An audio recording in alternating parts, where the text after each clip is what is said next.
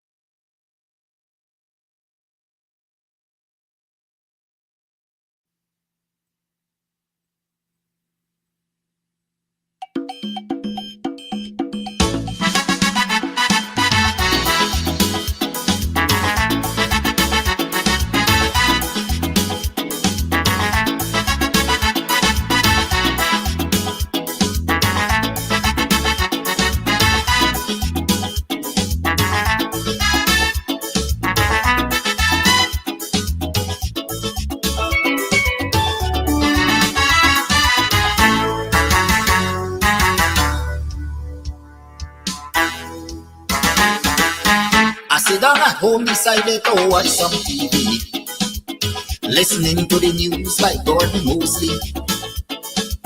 I listening to the things that he say he tracking tonight, paying close attention to make sure I hear it right. But when I hear the things that he mentioned on the news, I had to declare them kind of thing got me confused. I hear some things where the ERC noticing, and it convinced me that people ain't learning nothing. We hear so many times about them big name calling, and they say the ERC pretend that they didn't learn nothing. But once you're black and you just decide to say a word or two, bet your life on that they say the ERC coming for you. Listen to the things you just hear on social media.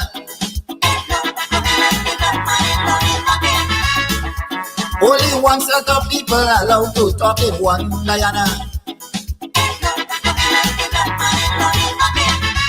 I still say nothing, black people in learning. But this is my concern. I hope one day black people will learn.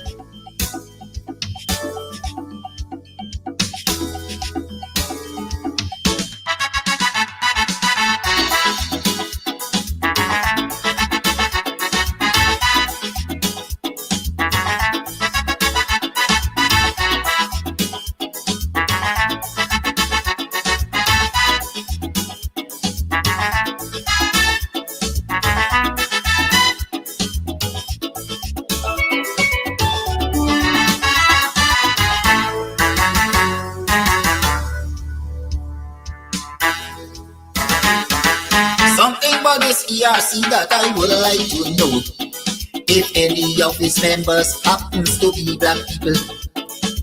And if that is the case, I want them to answer this call. Tell me how come none of them ain't got no voice at all. You're showing signs of weakness and you're afraid to be fair. And we see the same thing keep happening year after year. And the day will come when all this nonsense will stop. That will be the day when black people decide to wake up. Not so long ago, something terrible happened.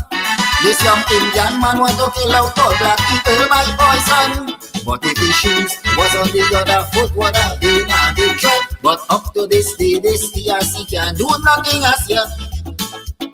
How come it's only black people committing cybercrime?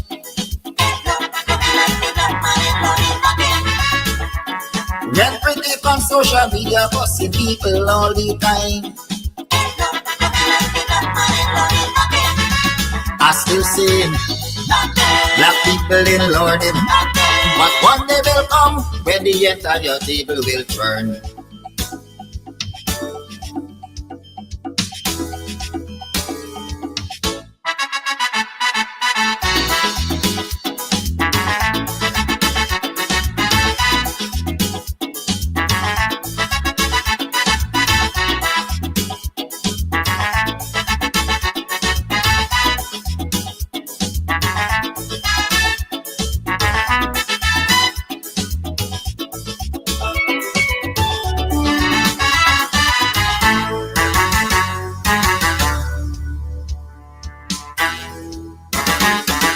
Plenty of these issues we see they fail to condemn because these people think that the law is only for them. And anybody else who decide to file a complaint, they go call you a racist and don't want to hear nothing. Plenty complaint from time to time has been brought to their attention, but because of this one-sided cybercrime is why they don't show any concern. It's only one set of people that they really care about, and black people must take the abuse and shut them out. Kidaki Amsterdam went to court just recently for an issue that was highlighted by the same ERC. And with breakneck speed, the police decide to jump on his case without a search warrant event and search up the man's place. Let us all agree that black people under attack.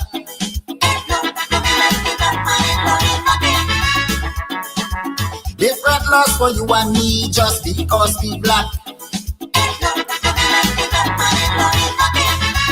I still singing.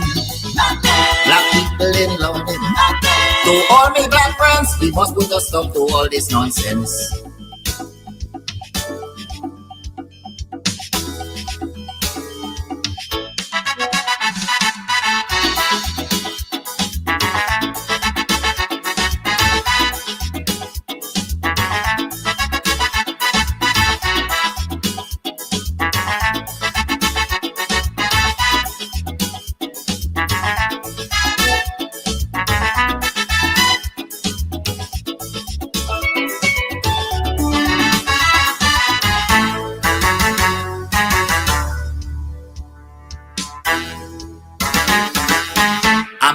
Cybercrime laws to keep people silent, just to make sure nobody criticizes this government. And while that is a very clear case of dictatorship, it is no surprise that the ERC ignoring it. Why only the chosen few is allowed to have things their way, when people like me and you must have nothing to say? And when ministers in the government start to launch their attack, you never hear this ERC come out and talk about that. They send a policeman all the way to New York. This fella went up there to serve a customer and ring for work. Under this thing, this government decide to fabricate a case, but like they forget the warning they get from black t-shirt jails. The vice president described that he use a shallow life.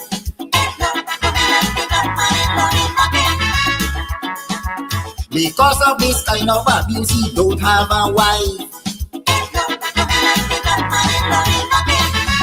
I still singing.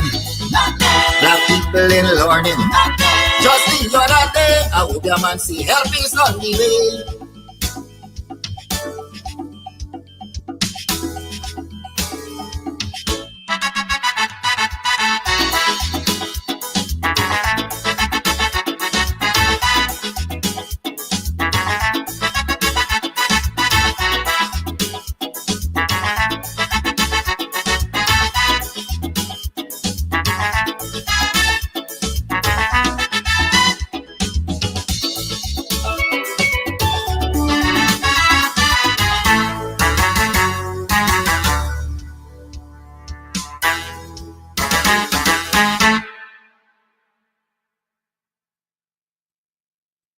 All right, so today we are here at Club Twilight up in Buxton, and we are here to talk about all that's going on up here. Trust me, if you are on the East Coast, you're in Buxton, you're in town, you're looking for a place to get away to, this is the place. The Cutters, Listen, I'll be having some just now again. We'll talk about that. And then, of course, the ambience is beautiful, fully air conditioned. The decor is on point. The music's on point. Everything's on point. It's just me. I need some work. But everything else that belongs to this club here is on point. So if you want to find a nice little place where you can just drive out of town and have some drinks, have some food, you can call, you can order your stuff and just take it. You don't have to stay. Or if you want to stay here, that's what's up. And of course, they have special events for Valentine's. You can rent a hall. You can rent a hall, honey. You can rent a hall for weddings, for birthday parties, to have a bash. I hope he edits that out. But you know, whatever it is, this is definitely the place to be. So it's on Sideline Dam. You definitely want to ensure that you check this place out. But it's on your to-do list. All right, on your to-do list. This is definitely the place to check out, you know, a really cool, chill spot here in Buxton. I like this. Buxton needed this. We needed this. I needed this. You definitely needed too. Thank you. All right, so you might be wondering where we are, still in Buxton at Club Twilight. That's where we are. So Club Twilight also has like an Airbnb as well. So you could come, drink, drunk, and come in the back here and lie down. Look at that. Look at that. Perfection. And the people come in the room and so on. The bed sheet matching the blind, matching the carpet, matching the this, matching the that. We know what we things in Buxton don't play with we. So definitely if you want to come and, you know, you may be having a wedding or whatever and you just want to overnight and just have a good time because you're going to be drunk. We got too much road accidents. So you definitely want to come, drink, have a good time. They have several rooms that you can rent. You have your toilet, you have your bath, you have your sink, you have your dining area, you have the bed. This is nice. I like it. Anyways, to my friends and my family, if you're looking for me, I'll be overnighting. Also for those persons who are traveling in from overseas, you want a nice, cozy place out of town, then Club Twilight, call them up, look them up on social media. They have their own Facebook page, and ensure that you come up the side and have a good time. Have a good time.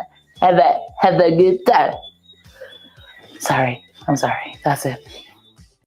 Don't be a victim. Beat the heat with EC Crystals. Party ice in large and small quantities. Call 682-7981 or visit us at Club Twilight, Sideline Dam, Buxton North. EC Crystals, pure party ice. Are you looking for tents to rent? Well, look no further. At EC Party Rentals, Sideline Dam, Buxton North, we have tents in all sizes and colors. All sizes of tents we have. Small tents, big tents, medium tents, extra large tents. Call us on 622-5933. We have what you need. EC Party Rentals. Big on tents. Planning a party? Worry no more. We have all the supplies you need. At EC Party Rentals, we have folding chairs, folding tables, square tables, round tables, long tables, short tables, big tables. We have chairs, red chairs, gold chairs, white chairs, crystal chairs, chairs of all type, throne chairs. What you want, we have. Food warmers, coolers, ice, beverages. At EC Party Rentals, we have what you need to have a good time. You plan the party, we do the work. Call us 622-5933. EC Party Rentals. Let's keep your party going. You can get meat anywhere, but for the best cuts of chicken, beef, pork, mutton, and lots more, check out T&W Harris Butcher Shop, located in the East Ramvelt Market Meat Section. Call us on 609-7168. 641-4494. Ask for Rastaman. T&W Harris Butcher Shop for the best in fresh cut meats and lots more. Hey, GUYANESE, time to rise up, time to move up. Hey, me and you in the place. Hey, we put people first.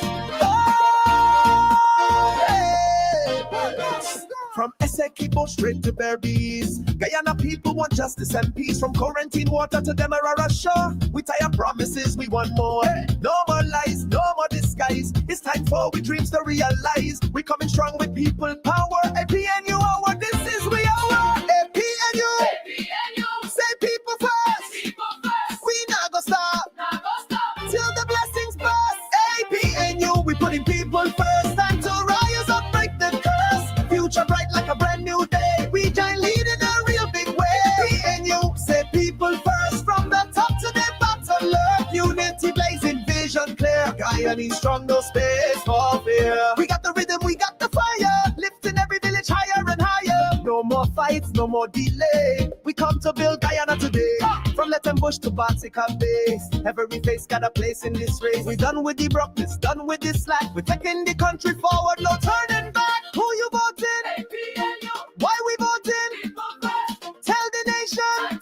Let we go and claim the prize. APNU, we putting people first. Time to rise up, break the curse. Future bright like a brand new day. We join lead in a real big way. APNU, say people first. From the top to the bottom, love, unity, blazing, vision clear. Guyanese strong, no space for fear.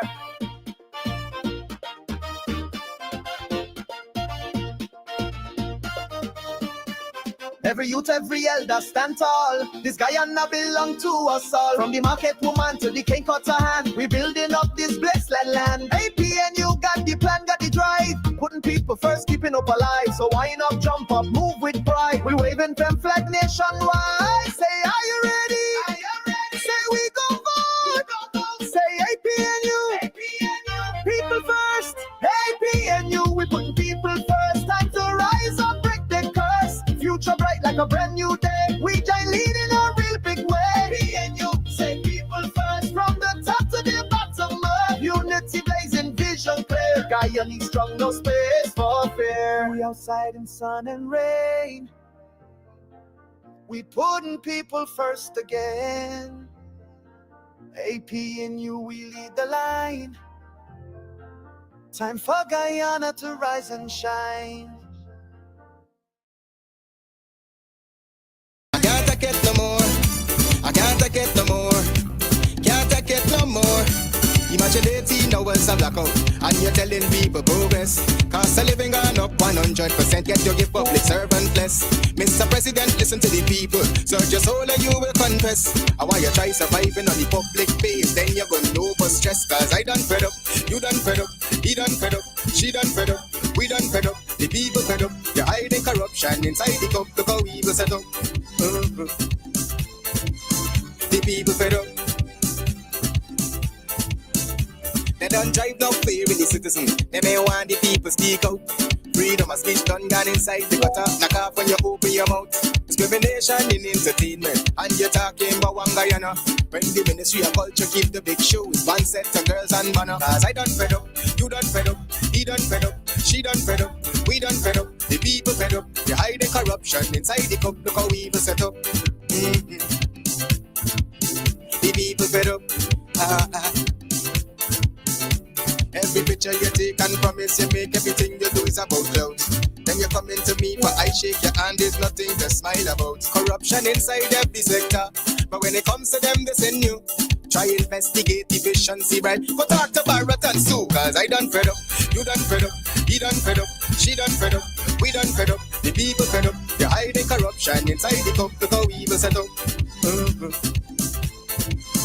The people fed up. I done fed up on the dirty water, low pressure, want scream and tell somebody. Imagine 1,500 US, and they're telling me super salary. I done fed up on the unemployment racism and the lie they say one Guyana. Cause when you look with the oil money going, circulate with one set of banner. Cause I done fed up, you done fed up, he done fed up, she done fed up, we done fed up, the people fed up. You're hiding corruption inside the cup, look how we evil set up. The people fed up.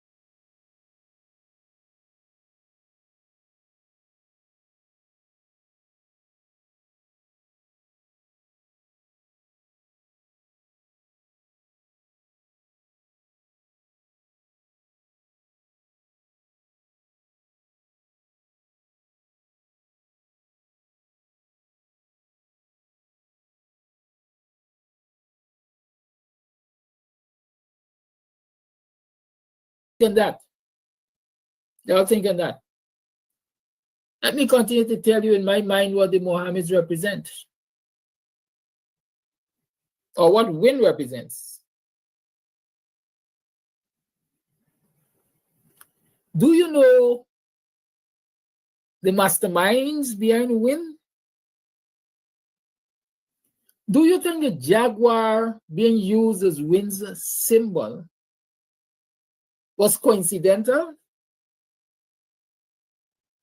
Which Indian nationalist, I'm calling him an Indian nationalist. Which Indian racist, I'm calling him an Indian racist. Which Indian supremacist, I am calling him an Indian supremacist in this country, had a political party where the jaguar was the symbol.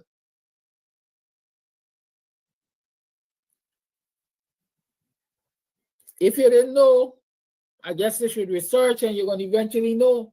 But I know y'all big and y'all ain't stupid. I know y'all young and y'all ain't stupid neither, regardless how much scripted they call you. Marcel Glasgow says Ravi Dev.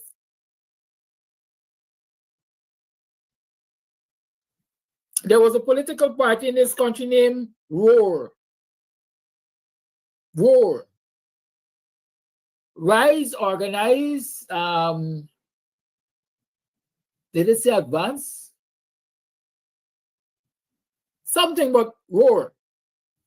And ROAR was created by Ravi Dev to push a mantra of Indian supremacy in this country. Its symbol was the jaguar. Do you see the jaguar reappearing? I can't say symbol was the symbol was the jaguar. You had the jaguar where the O was supposed to be in ROAR. R, the jaguar is here, AR. Right? Good.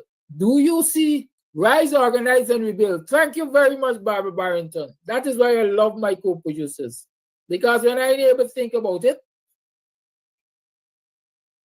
they remind me of it. Rise, Organize, and Rebuild. Rise, Organize, and Rebuild what? Indian supremacy in Guyana. Look at all of Ravi Dev's writings and his utterances. As a matter of fact, let me don't say so. I know we get no last. Just go read his writings and see. And tell me that he hasn't been promoting the supremacy of Indians or Indo descendants over Afro descendants in this country. And so you see the jaguar reappearing. Why do you think it reappeared with WIN? So I'll think about that.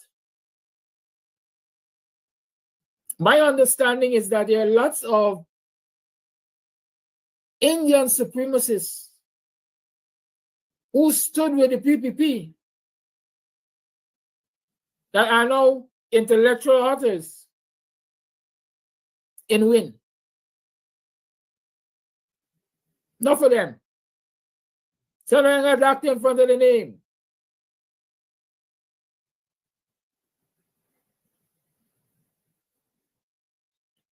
Oh, this battery low, so now. Right? And so again, I'm saying WIN represents an old order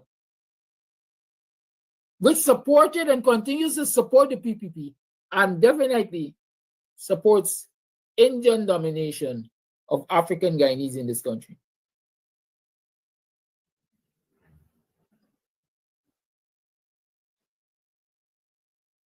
Right? I want you all to keep that in mind.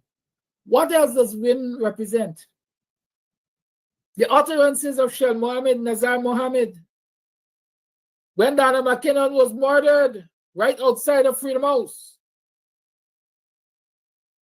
There were 3 guns in Freedom House. I'll complete the statement because you've heard it. What did Donna McKinnon represent in this country when she was murdered outside Freedom House? She represented Guyanese citizenry fighting to defend and protect democratic practices, free, fair, and credible election in this country. And if you were part of the plot to murder people who are fighting for democratic practices in this country, don't come today and tell me. Don't come today and tell me that you have the interest of the people who were being murdered by the people that you supported and your family continue to support in 2025. When young Black youths were being murdered all across this country at the hands of the Phantom Squad, Sean Brown, he named Sean Brown, say, y'all don't mix it up. They had many killing squads. I can't name all of them. But you had the Phantom Squad, you had the Death Squad, you had the Black Clothes Police. I know about them three at least. Yeah, Terrence, they're dead like you would. The Death Squad, the Phantom Squad, and the Black Clothes Police. Or at least 3 sets of killers in this country. A member of the Black Clothes Police, Sean Hines. What did I say? Thank you. Whatever I say, I don't know. Sometimes I get forgy with these names and stuff. One of the murderers from the Black Clothes Squad is currently advisor to your Minister of Home Affairs, Brock up there. Y'all go find out your name. I know your name, you know your name, and everybody else should know your name. Young people, if you don't know your name, go and do the research. So when people are talking about WIN, I want them to be able to make this association what WIN represented then, because here those killing squads that existed that were murdering youths, young people, especially up and down the coastlands of this country, all around this country, they were funded. They had to be funded. And they were funded by businessmen and women aligned with the PPP. You give me a list of businesses aligned with the PPP during that period, and I can give you a list of financiers, or financiers, whatever they call them, of the killing squad.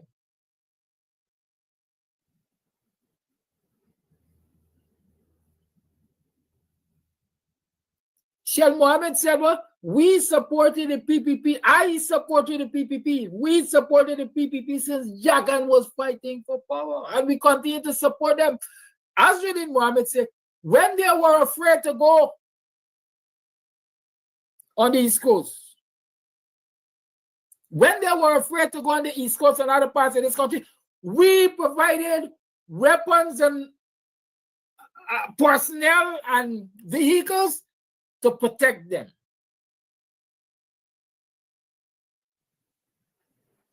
Why certain members of a government would be afraid to go into certain districts of the country if they are angels, if they were being nice and kind and fair to the residents of those districts of the country?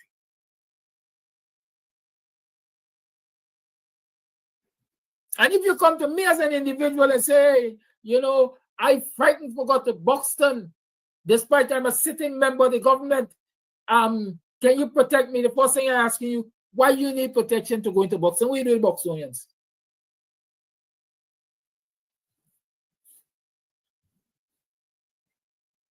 What do you do with Buxtonians? You got to level up with me. What do you do with Buxtonians? Oh, you discriminate them, man, you beat up them, you murder them by the brothers and sisters and auntie and cousins, sir, and you keeping them people in oppression. No, me ain't doing that for you. You're wicked. But no, come, my brother. Let me hug you up in the name of religion. Let me hug you up in the name of ethnicity. Let me hug you up in the name of supremacy. I gonna watch your back and carry you into boxing and show them who's boss. So y'all examine for me.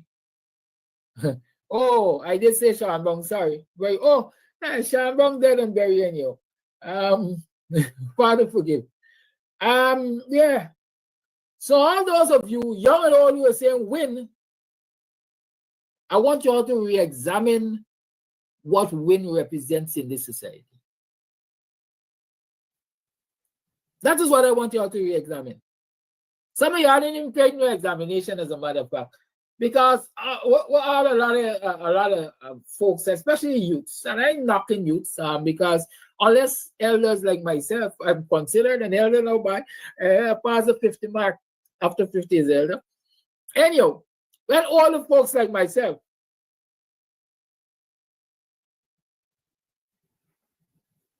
fail to educate our young people, we were going to allow them to make the decisions that they are about to make, bad decisions. So we're Mexico, and it's a minute past 8 o'clock hour. So what? You want to run this program? Right? You want to disrupt me or stop me from spelling facts? You must be a win supporter when you see so. Right? We have to educate the young people. And so I'm saying a lot of them are thinking this thing through. All they see is that Mohammed sharing money left, right, and center, or so they believe, money sharing left, right, and center. And they could catch a blind here and a blind there, and so on and so forth. But I'm encouraging them to dig deeper. All that glitters is not gold. Every skin teeth no laugh.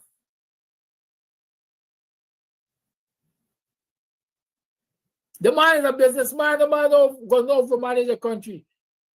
That man is a businessman who, according to the Americans, have robbed this country of so much money. Just thinking about it, I get dizzy because I never see all the money in my life. And there's only part of his taxes, according to the Americans, that he has robbed this country. Now, I'm going to ask you all this question again. If your neighbor cat come in and thief your milk when it doesn't live by you, are you going to take it into your home? Because it's a fat cat, you say, don't fat, it's not going to thief. It get fat thieving. It got fat stealing. So you're going to bring it in now. Put the thief from you legitimately because I am a member of this family now. I am entitled. So this clown who see now right now, see far, see near, who telling you if you fed up vote for win, see now right, go check it again. Go and come again.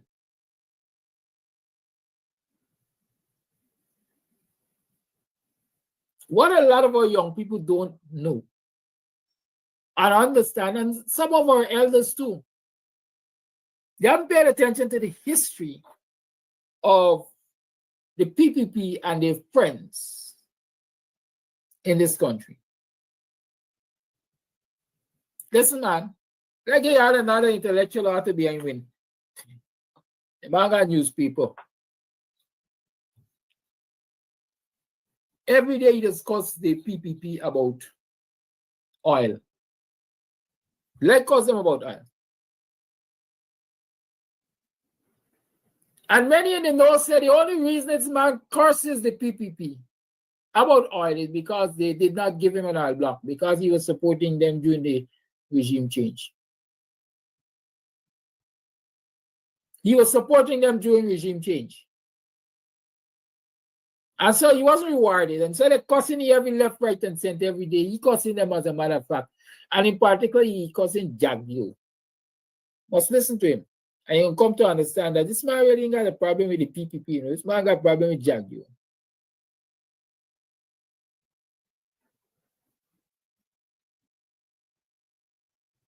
You follow me? But this man got a brother who operated a business on Camp Street, just over this Crowell Street, just over Crowell. So on Camp Street between Crowell and Brigham, yeah, brother. My Tony, Narayan, you're so confused. You didn't even understand English. You're scared when took your supporters. If you talk about futuristic, you're talking about take or will take. Anyhow, back to my discourse here.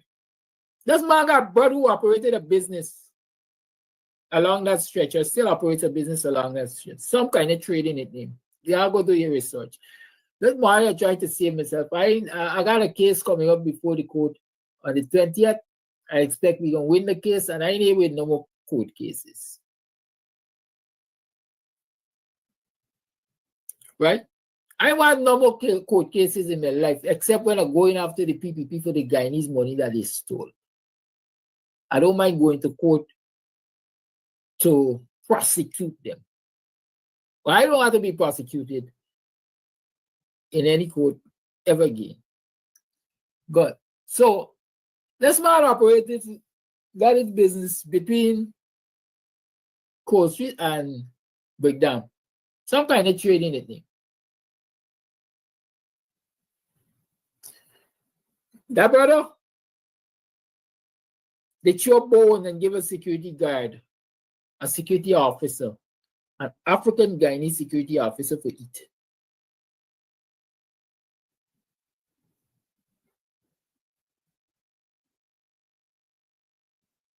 Be careful of the people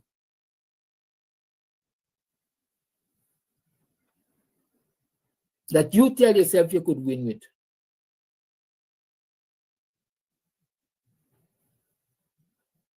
Be careful of the people that you tell yourself you could win with.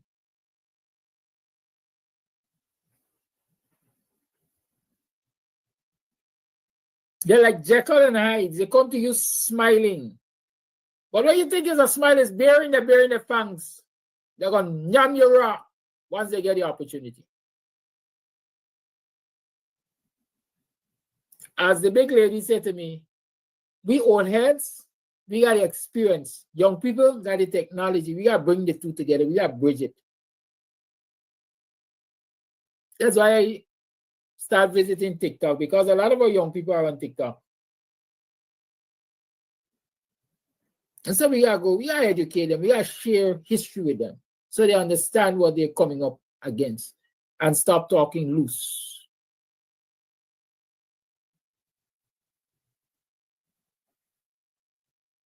And for those who say to you, all right, even if when it's a bad choice, the PPP is a good choice. Because the PPP blessing really got a contract and so on. Again, remember that the PPP in office represented and still represent death for young people in this country.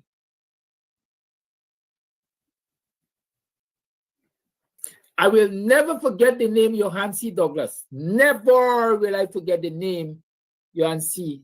Douglas.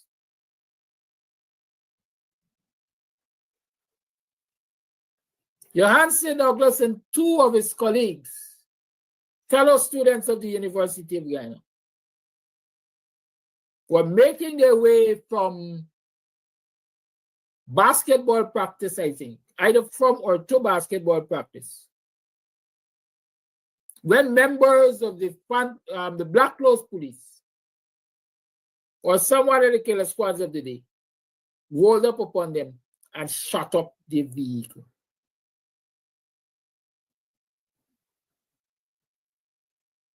Shot up the vehicle. Murdered that young student coming from the University of Guyana. I think one of the youth who was in the car was the son of a sitting policeman. I can't remember if it was a senior policeman.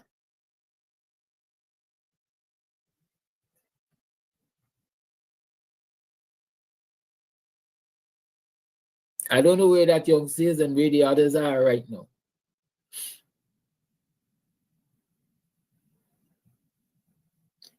But that was then.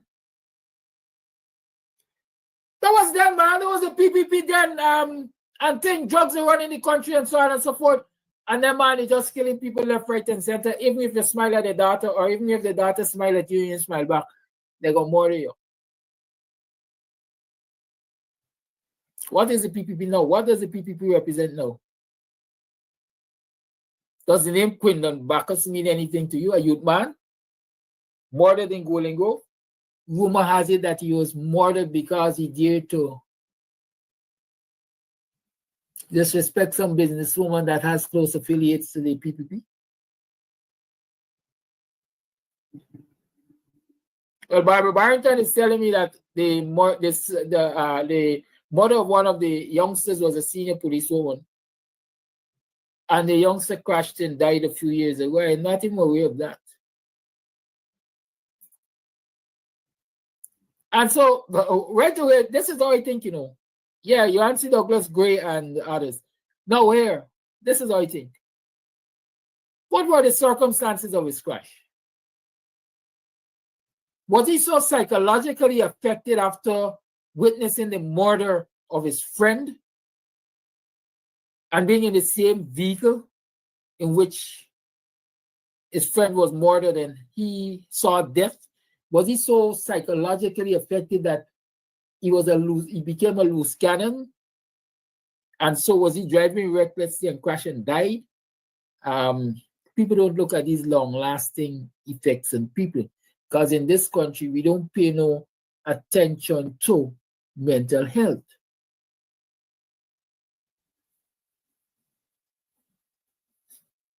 Cousin Tapping is asking me to let that ad go. I don't know which ad you're talking about. But we gaff in reasoning. This morning, I ain't in no anger mood or reasoning. Y'all can't take me off my medi. Right. So, all right, those then.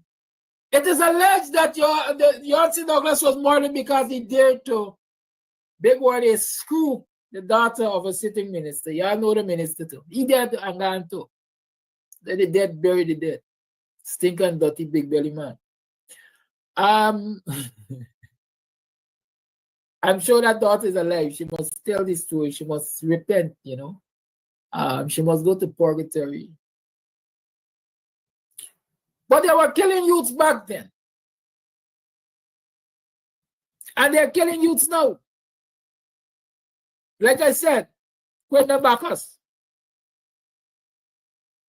Quentin Bacchus was murdered. Allegations were made that he had gone, that he shot at police, and when they do the gun that they presented, that he had the dirty girl, as them by the Scarlet. Y'all gotta understand with a dirty girl.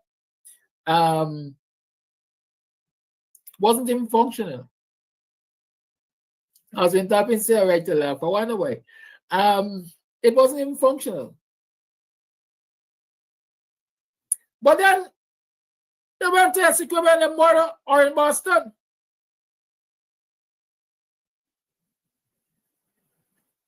Another youth man. They say he attacked them with gun. Oh, skeks. This mind of mine, you see this mind of mine, it's wicked. There's a lot of wickedness in this mind. It warped. Let me don't say wicked. It vain. This mind. They say he attacked them with gun. And when push came to shove, the only gun the man had was the gun inside his pants, and he didn't even got on pants. By only the Dragonaires. When the men kill the men, all that remain is women is they're not gonna have no fun. Because the only gun I got is the one inside my pants. That's what in Boston had. Another youth man murdered at the hands of the people.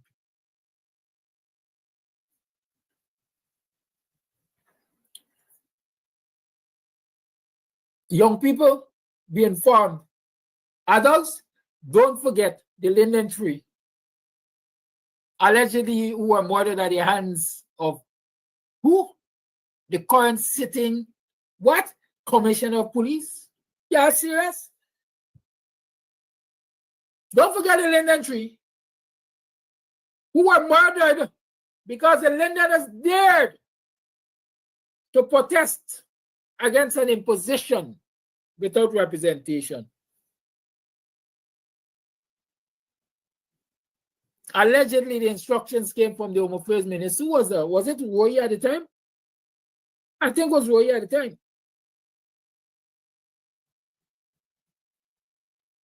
To Hickins at the time. what was he? Divisional commander or something? I can't remember. Head of TSU or something? I can't remember. But it is alleged that the instructions came from the Home Affairs Minister to Hickins, who was on the ground, and it resulted in the murder of 3 Londoners.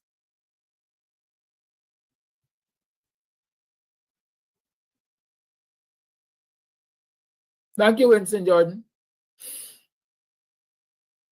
Winston Jordan is recommending that you check Kaito News of February 18, 2018. From victim to victor, businessman Robson Gray is a special person. So Robson Gray was one of them that got shot up in that vehicle. Right? You know what I'm saying? Don't forget the Linden Tree, the PPP that died at the hands of the PPP, and allegedly the current commissioner of police. But the PPP has changed. What I said, Leopard has changed the spots or something like that.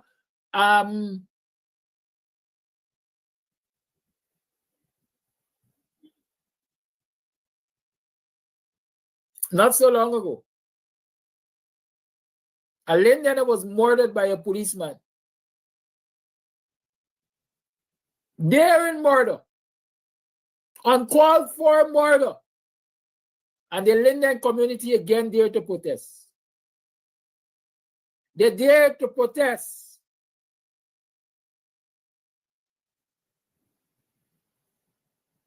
And in the midst of their protest, another Londoner was murdered. Another Londoner, Fortuny, I think is his name, was murdered.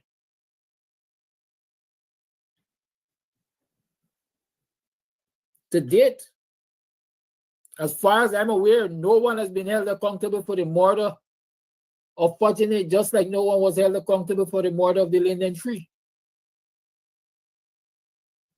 All happened under the hands of the PPP.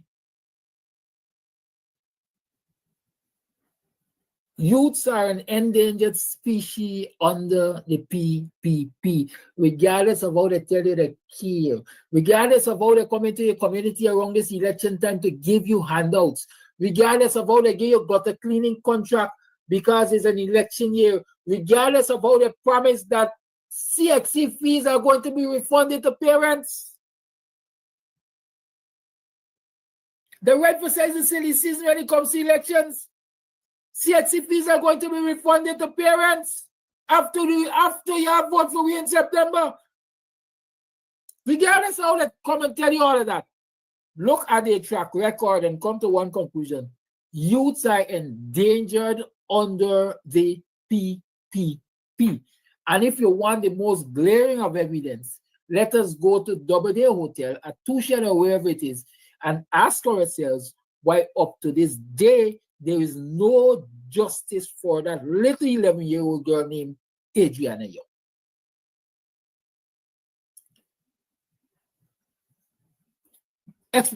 And you know, I jumped the gun, you know, because we could go back to the homestead, the dormitory. How many young people died in there? To date, no one has been held accountable for the murder of those young people in the dormitory. As a matter of fact, this PPP government that a lot of people telling us are so good and nice and considerate and caring for young people, the Attorney General of that PPP government allegedly forced the hands of the parents of those children who were burnt to death in that dormitory to sign away their rights to accept a pittance as compensation for the murdered children, and to declare that that settlement was final and will never be challenged. Y'all remember that? But let me come forward, like I said to Adriana Young.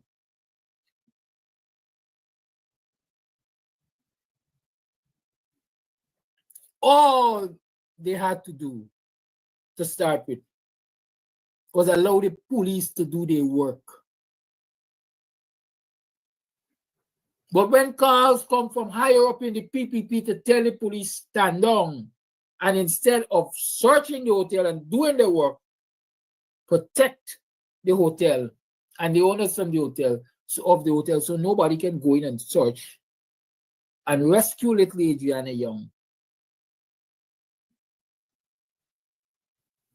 That for me is evidence enough that youths are endangered under the PPP government, or PPP as a political party, the anti-young people. Especially if you're young people of a particular ethnicity.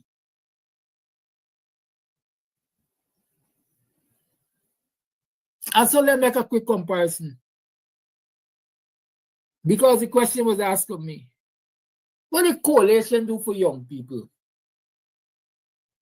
They protected our lives. They protected the lives of youths.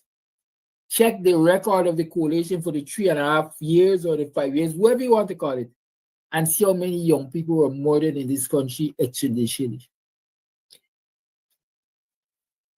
I can think of one.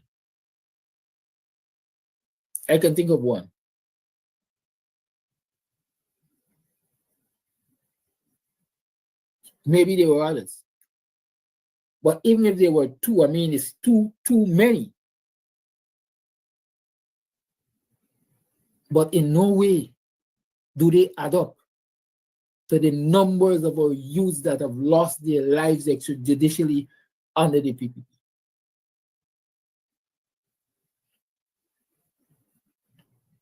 Those are the things I'm asking you all to consider. You like Aubrey Norton as a you think Aubrey Norton is going to be a president? What worse than a finale Aubrey Norton can possibly do? What worse than the PPP in government can the coalition in government possibly do?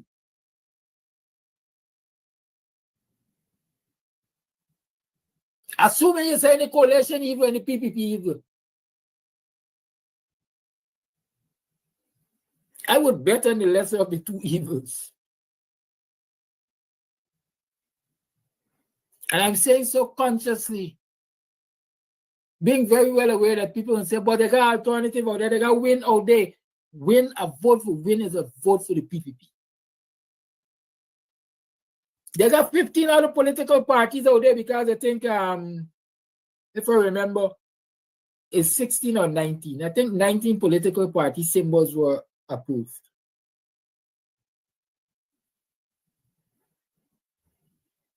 So they got 16 or 17 other political parties. Take your time. Big people and young people. And they deep. According to the Bajans or Trinidadians, go deep into the pumpkin vine and find out what they represent and who they represent. Just as how there are lots of Indian supremacists from the PPP behind Win, just like that. A lot of these political parties that popping up, like Wellbush, they got ulterior motive, like they said that they pop up in 2020. Where Anok support went, where Schumann support went, where all the guardians of democracy, where their support went. It's 26 minutes past the 8 o'clock hour. It's still free talk Friday. Y'all could make a call. TikTokers? Oh, I gotta sign in. Y'all don't call yet. Y'all give me a minute and show that y'all could call. Some people don't listen, they don't hear, or they just don't care. Which one? I said don't call yet. Wait.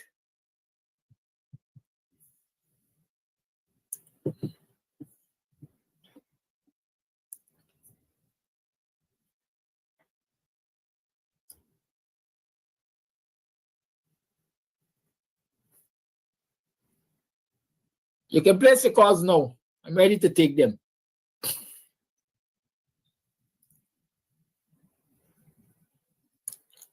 The lines are open. 6225933 is the number. Hi. Good morning, y'all. How y'all doing? It's Tuesday morning. How y'all doing? Welcome to another program of Guyanese Morning Time. I am your host, Hidaki Amsterdam. How you been? How you keeping? What have you done over the weekend? Oh, it was a holiday weekend, so it was long. I feel like I'm getting a meltdown. I might believe it.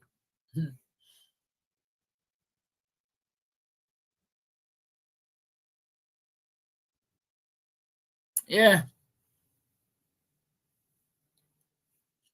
I feel like I'm getting a Tuesday morning meltdown. The weekend has been that long. And then I had all of these technological challenges this morning. For the greater part, they're not from my end. Hi, Miss Sister. Good morning. How are you? Because I see my streaming software or Facebook or streaming site, whatever, saying that they're having some issues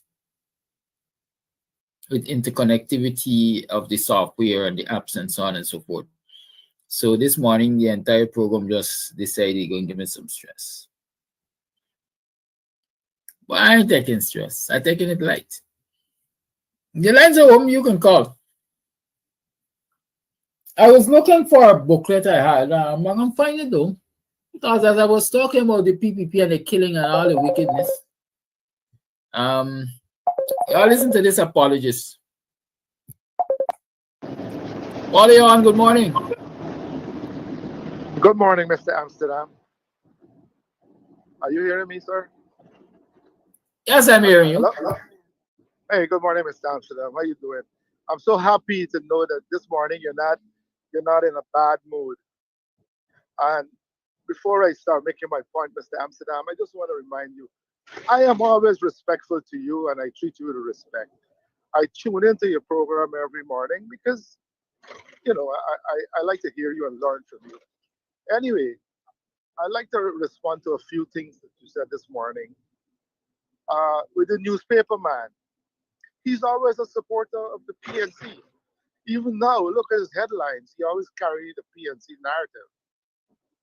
And extrajudicial killing, one life lost is one too many.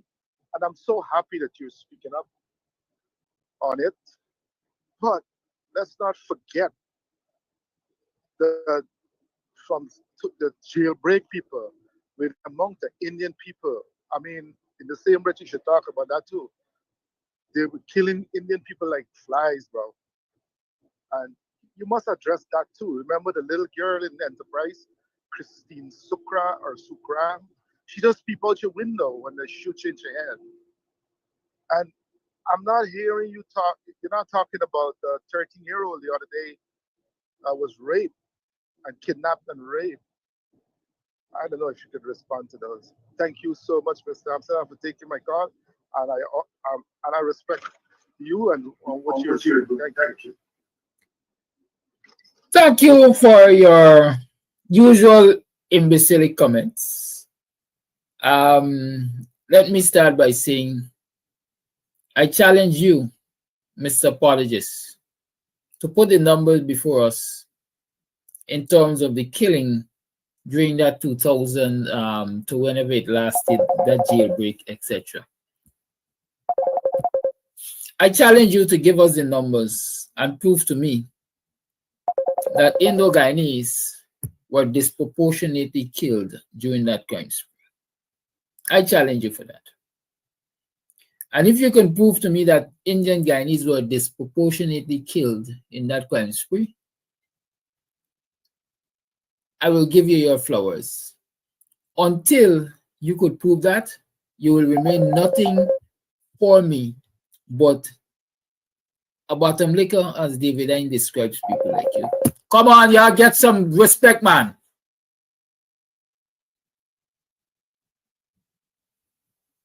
It can't be you're calling a program that you're not listening to. And if you're calling a program with me in the middle of saying something, it simply means that you don't even care what I got to say. This is my program.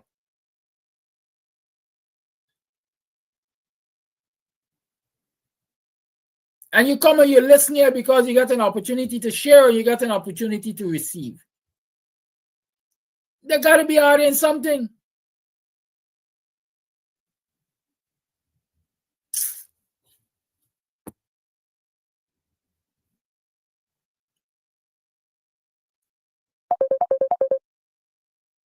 I woke up this morning thinking I have to take a tour to what I call a memorial, the monument outside of Buxton. Here we go again.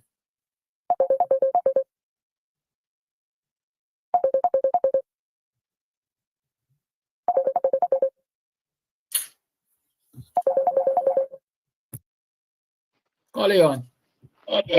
Good morning, Mr. Kadaki. You know, like the previous idiot that called, he wants to know what about the killing during the jailbreak? Who released those jailmen? Who released them to work on behalf of them to kill left, right, and center? It's the same jail, the criminal friends that he come to represent, an idiot, a jackass. It's his friends. They were in power. They had the jailbreak to go and kill their rivals. Idiot, don't call back on this program. Find one of your stupid propaganda numbskull programs and call in. 1,400 black young people were slaughtered by drug deal. Okay? Go there. You got to remind the young people that the PPP government is anti-black, just like the supporters. They want nothing to do with black people. They only want to use you. They use the army, they use the police force to slaughter young black people. No Indian. They use them. They use the commissioner then, now, and they're going to do it again. They use the army then, now, and they're going to do it again. The only way out is to elect WPA Norton, open the floodgates to Guyana, invite the FBI, the CIA to come and get their ass. Open the floodgates, take them out, carry them life in prison, not to return to Guyana. Just like that idiot, big time jackass that called just now. Don't encourage them to call on your program because they got the government right now tampering with your program. The Chinese helping them to surveil all your community.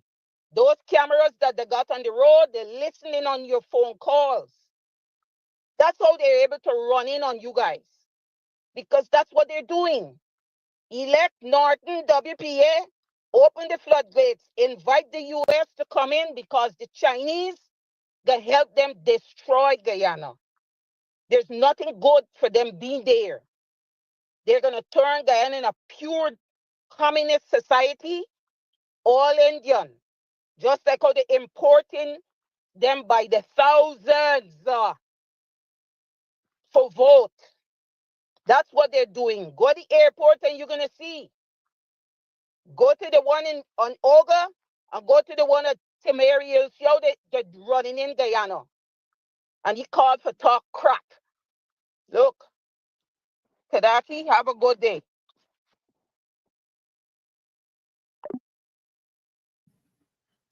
Thank you for your call.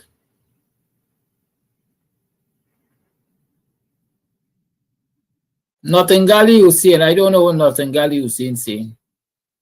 I saw somebody named Sawarani early in the morning. Don't tell me I pronounce it wrong. There got to be a Sawarani. Right? But I was saying to our early morning fool, Clum, Lake Bottom, whoever. The man says he comes, he always shows me respect. Fair is fair. He's always respectful.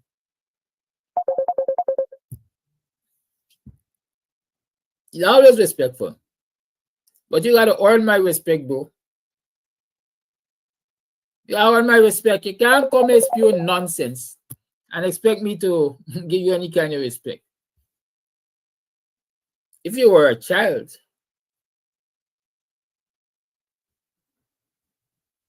if you come humble to seek information, how when you taking the PPP money to say you're defending the nonsense, I ain't saying another word. You best keep this program going with calls. Call you on. Good morning.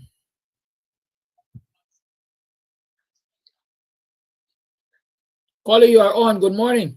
Hello, Mr. Ganaki. Yes, good morning. Good morning. A happy weekend to you. And I just call it with the caller just now, saying, but Kuli people when they kill out. Not Kuli people. The target was black people because they said the black man kill what been a bandit, so they kill out all the bandit. But not that. They want the miniature we. Them man with them a kill. They mean say them man pick me. Right? So they don't want them man make children so them a miniature we. And thank you, God.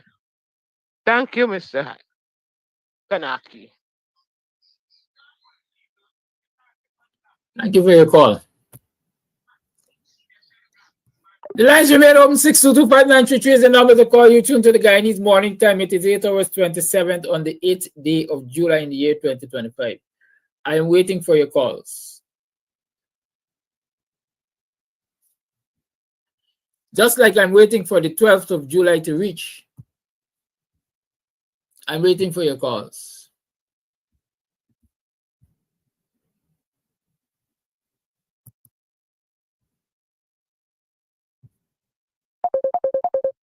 Good morning, Kadaki and listeners. Over 2 years are asking you not to entertain that caller. You don't have nothing good to contribute. Do not entertain him. You know his number. Don't entertain him.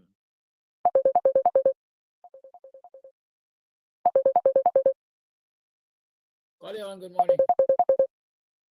Yes, good morning to you and all my other black brothers and sisters in Guyana. First thing first, let me keep our Pastor Wards alive that died, that was so dedicated to our program. The pastor that said, first thing first, we're going to get there. You know, let me say this here first before I say what I wanted to say this morning. You see, black people, our greatest enemy is our tongue.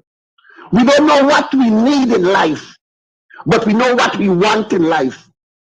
When Flash Gardeners talk about Kuli people, they say, no, Mr. Amsterdam, don't make Flash Garden come back to the program. Don't make me fight. Because Flash Garden, you're always talking about Kuli and Kuli. Now the man attacks something else now.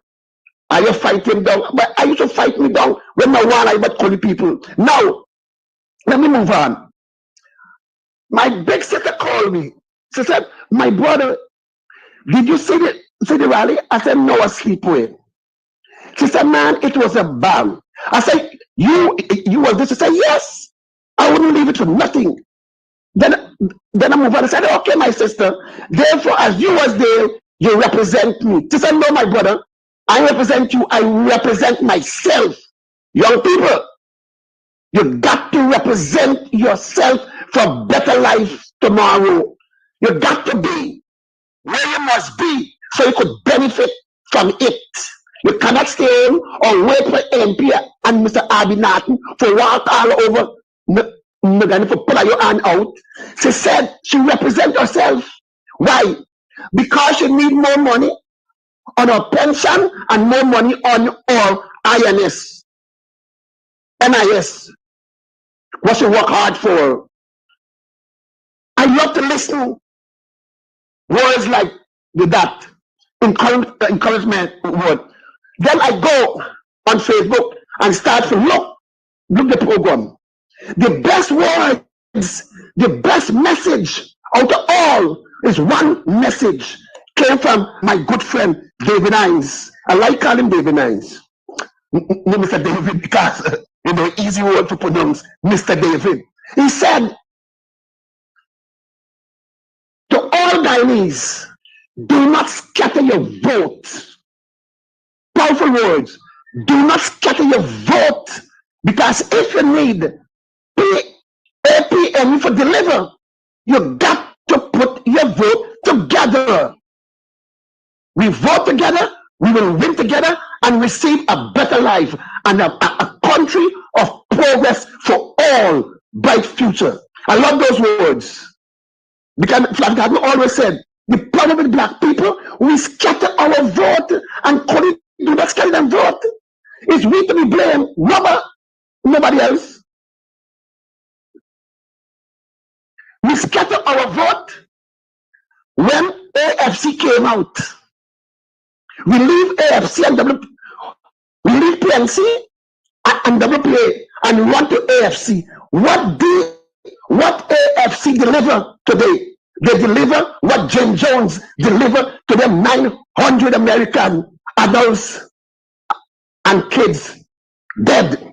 That what AFC they deliver and they do the game. But now it's not AFC, it's Mohammed. Black people do the same thing again.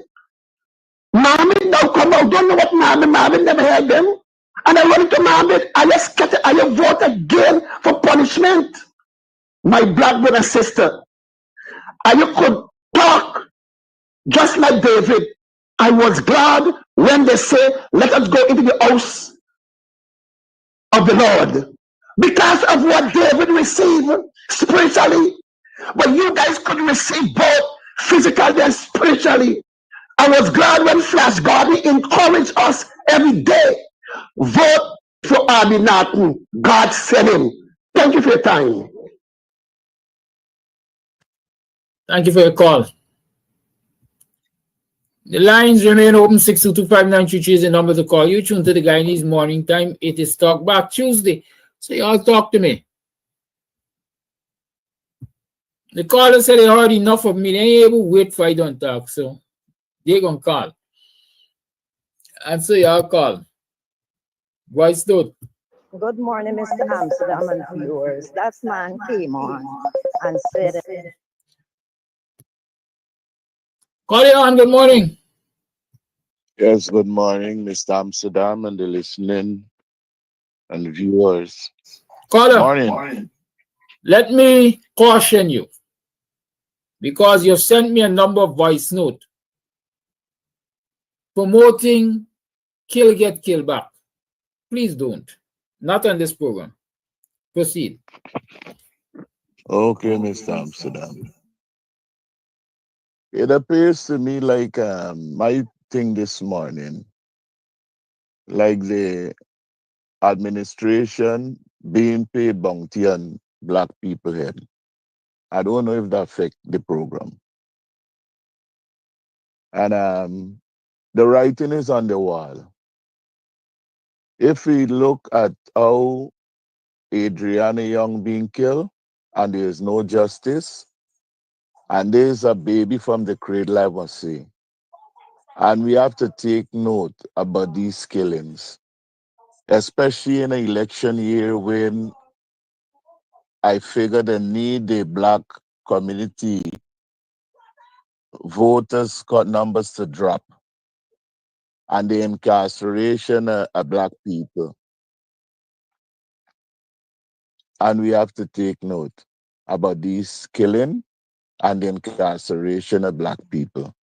That is my take this morning. We have to wise up and be more sensible. Thank you. Thank you for your call. Yes, we have to take note of the killings, and we can't only take note of the killings. We have to take the relevant action at the relevant time. As a government, we have to prosecute the murderers. Call you on. A blessed good morning, good afternoon to you and your viewing listeners. Hello? Caller, proceed.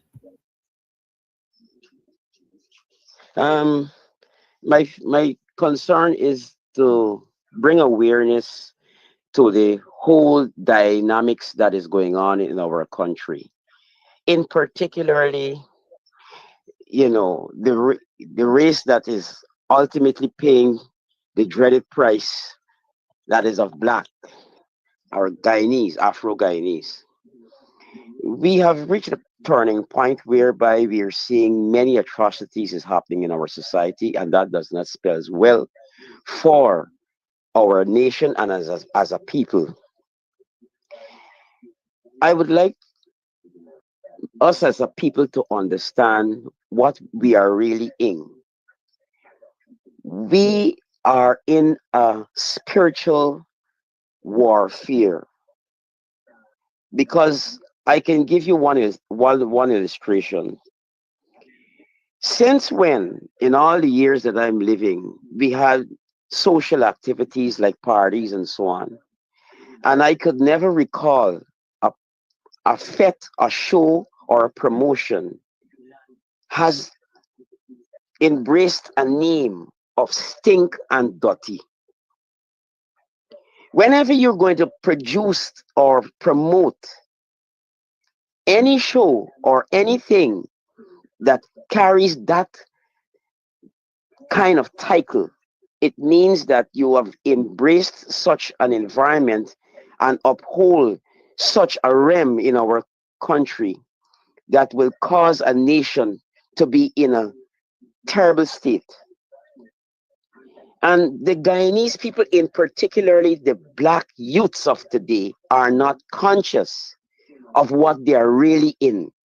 And they are very proud to say that, well, they're going to these shows that carries a name that has a stigma to degrade and low grade them. And in so saying, because of embracing such a stigma, that we as a people have found ourselves in the gutters and are not conscious of it. For example, you got another name attached that is not recommended for any people. When you're going to say that, well, you are a scrape or a dunstug, this is the kind of environment this regime have gotten us in. And I would like to say there's something called engineering, and the PPP is engineering a movement to displace and to destroy a group of people.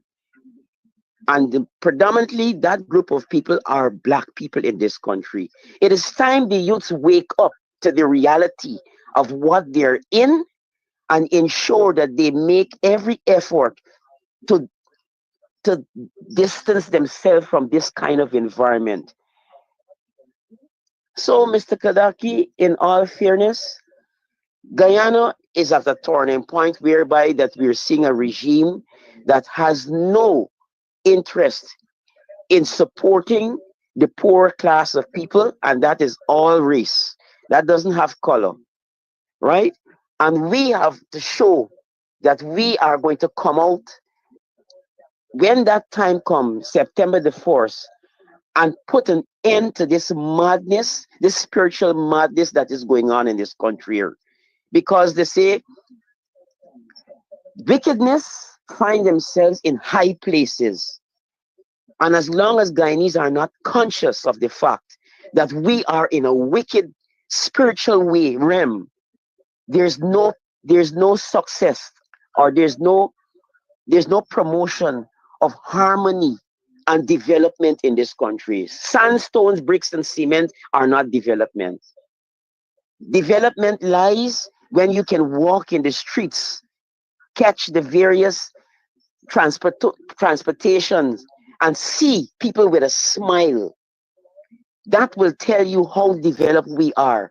And if you can see personally, you go any part of this country and you see the facial expression of people in this country, that can tell you that we are not developed, because most people, in particularly the poor, are not smiling because they are disgruntled by the mere fact that the presence of the state of our country is in.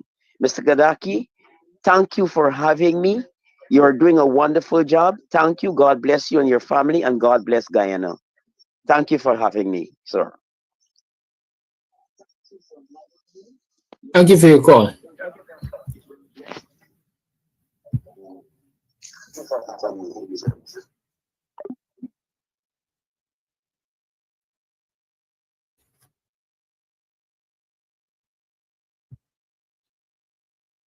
That Indian people was dying like flies. Well then, how black? Good morning, Mr. Amsterdam and viewers. That man came on and said that Indian people was dying like flies. Well then, how black people were dying? I tell you, black people have a figure. So what is the Indian people figure that died? And who are the persons that kill these Indian people that die like flies that he's talking about? We people have to wake up. Our young people have to wake up and see when they lock them up and when they do them these things. Is the black lawyers that have to come out and defend them. So the best wake up, come out and vote the PPP out, and put or become front to lead this nation out of oppression and punishment.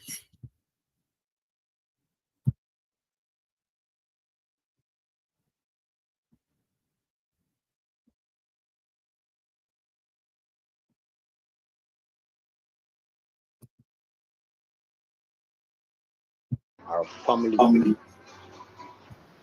That guy was walking away.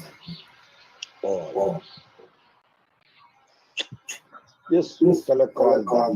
Love. This message, one is by saying was reach Mr. Mohammed and Melissa Akala.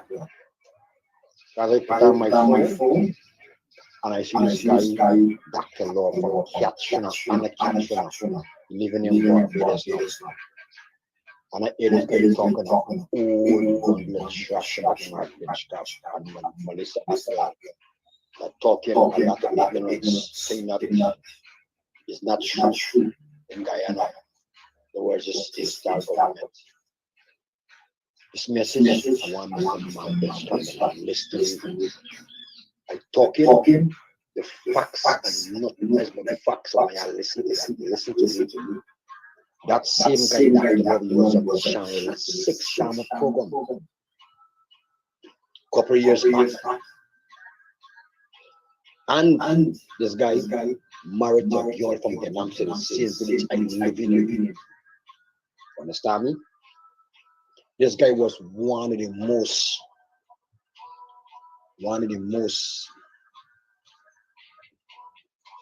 laziest person that I ever come across towards a father or a family. That guy was a good friend of a fellow called Mr. Older. He borrowed a lot of money from Mr. Older.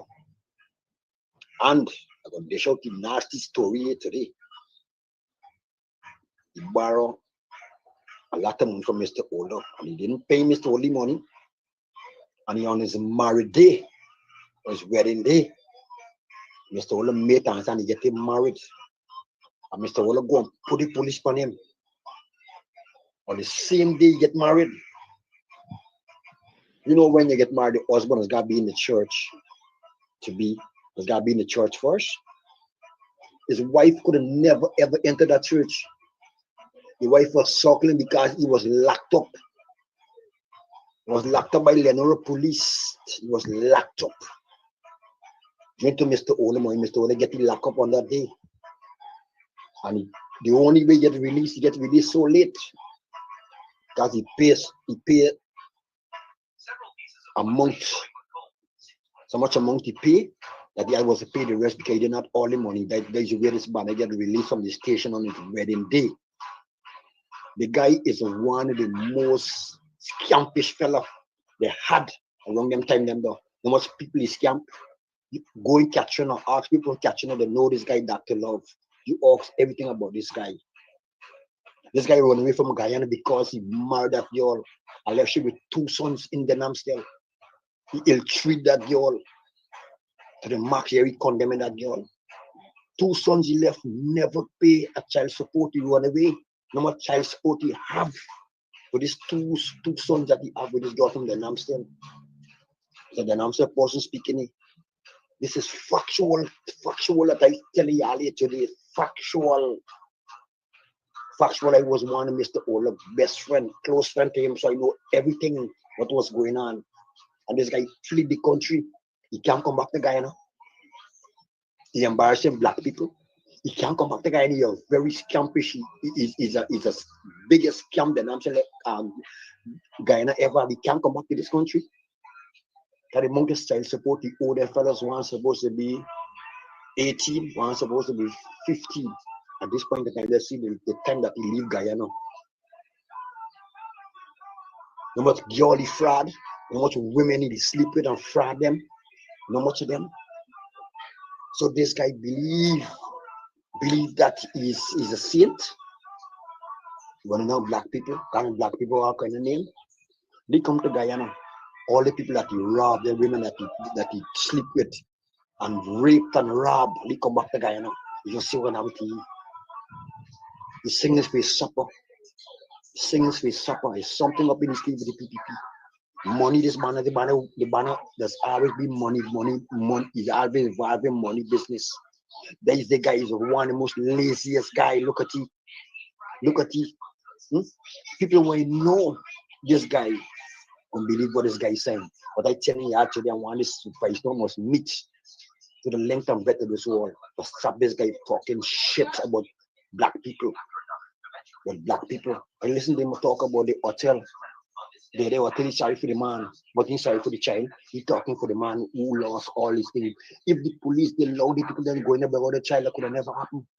And the hotel was burned down by a police officer. It was burned down by the police officer. The police officer set that fire. So I know the bullshit this guy talking. This guy is all out for money. He's one of the most laziest guy. And I want the people in Barbados search for this guy. Search for him and dealt with him condemningly. In your views, all have a blessed day. Karaki, blessings and good morning to you and our listeners. Listeners from the diaspora, listeners from the 4 corners of the globe. Karaki, I love your analogy this morning when you make it with the cat and the milk. That was spot on. I enjoyed it. I laughed. My contribution this morning, the PPP could do whatever they want. I had a close one yesterday. Jaja put an angel over me. Be strong. With a poor meditation. One day, things must get better. I know the words, or at least I think I know some of the words. I can't sing them. I never promote myself as a singer. So all of y'all who ready for tell me, Mr. Amsterdam, stay with the talk show and the programming and so on, and don't worry with the sing thing. I get a memo already. I know I can't sing, so what y'all come running up to me for? Yeah? I'll come running up to the iPhone. I can't sing. And I never sing a thing in my life. I could recite. Yeah, morning are you morning. Welcome to another program of Guyanese Morning Time. TikTokers, welcome on board. How y'all do? How y'all been? How was y'all long time away from me? How was y'all last night? Y'all yesterday? What were you able to achieve yesterday? Did you achieve those goals? You set smart goals. I always encourage you to set small goals. Take baby steps. Build brick by brick by brick. And when you build brick by brick by brick, people look at you and they say, like, this one punish him for do this thing. Like, he ain't making no strength. And then by the time you catch yourself, you got a mansion. Is where you get it from? By the time you catch yourself, you're there at the top of the ladder. Is how we reach there. By the time you catch yourself, You are a success story despite the fact that they had written you down for failure. And they asked, how we make that happen? It came through perseverance. Not the village, the mentality, the attitude. Winning has to be an attitude. It's not get up and feel like do it today and don't feel like do it tomorrow. It's sticking to it and banging away, plugging away at it every single day. I know I can, like the angel, little engine. I know I can, I know I can, I know I can, I know I can. And you're gonna get it done. Let us not get up and make a strong show of launching our campaign and then we go back into what appears to be lethargy. No, no, no, no. We end up on though. We got this thing covered. We outside the GCOM already. We got the first, so let me hear what they're going to say about the PPP. Because GCOM is PPP and they could do as they like. Just as the streets and the country and the assets and so on belongs to them, GCOM belongs to the PPP. But this is how we were talking about this morning. We have enough things to talk about this morning. I see that say Adriana's case is not closed. You know what I say? Pressure does bust pipe. And so as long as Guyanese keep up the pressure, they're going to come to you and they're going to tell you all kinds of things. I like to call them things for a promise, man. Right? They're going to come to tell you and they're going to come to you and tell you all kinds of things. Adriana case ain't closed yet. We're still investigating it. It's still open. Yes, that's a good thing.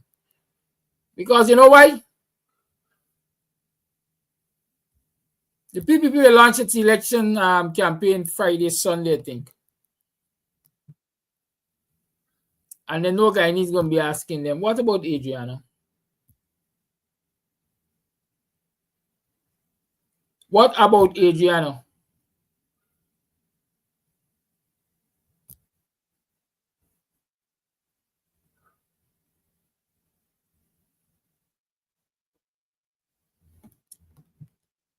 And so let me tell them up front. The case ain't closed yet.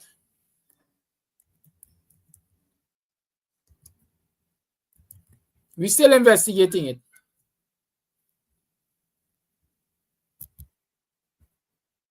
Right? We're still investigating it.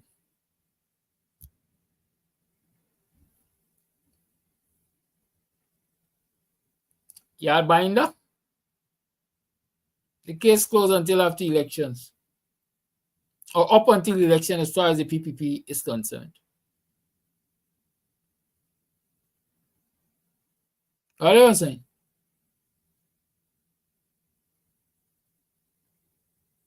All of these promises that the PPP is making, the Guyanese must be seen in the light of a three-card trick. Because that is what it is, a three-card trick. We're going to refund your CXC fees after the elections. The Adriana case remains open.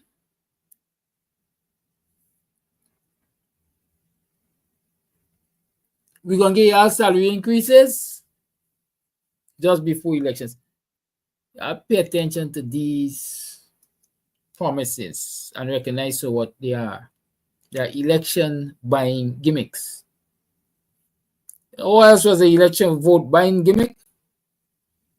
And you know, I'm not bashing my Christian community here, but I'm pointing out where the men of God and perhaps, as I want to say, the women of God, I think that is spirit of discernment. Like, not for y'all masquerading.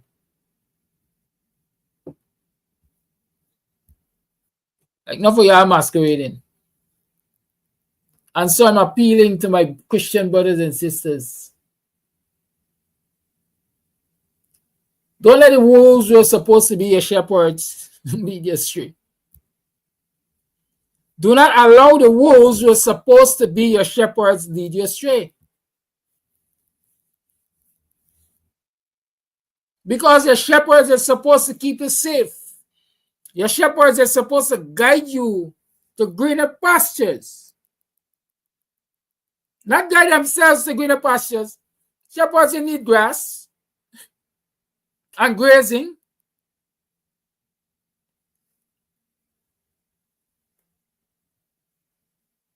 But your shepherds, Mr. Coase, I'm going to have to accept the next one. Right. Your shepherds in the Christian community, in the Christian churches, for the greater part, from what I see, and I am entitled to my opinion, are not concerned about their flock and guiding them to greener pastures. They seem to be happy living in a society where our young people are exposed to lawlessness on a daily, exposed to murder on a daily, exposed to criminality on a daily, exposed to intolerance on a daily, exposed to government corruption and government wickedness and vindictiveness and child abduction and rape and murder on a daily. It seems as though the majority, or a whole lot, let me don't say the majority, I didn't do the scientific research, a whole lot of those who are supposed to be shepherds of the Christian flock are satisfied with that. Righteousness exalts a nation, that's what they say. And if the shepherds of the flock is prepared to rub shoulder and love up this PPP government, then they seem to be calling this righteousness. Or is it that they are in bed with the forces of darkness?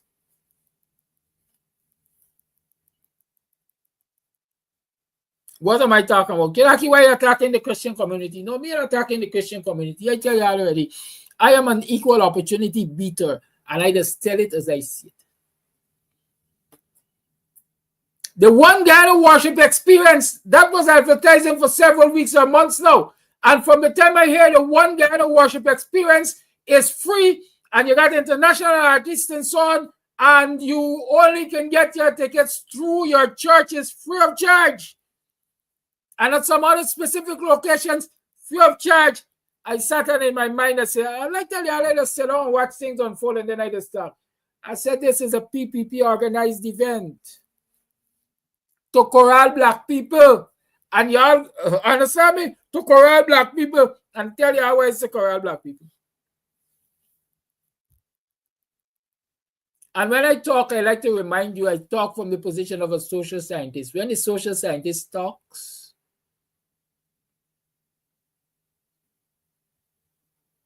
it's not in absolute, but it's in majority. Right? And so when I say corral black people, because if you check in the Christian churches, you will find the majority of them are black people. The majority Christian, anywhere around the world perhaps, but I deal with Guyana, no Guyana.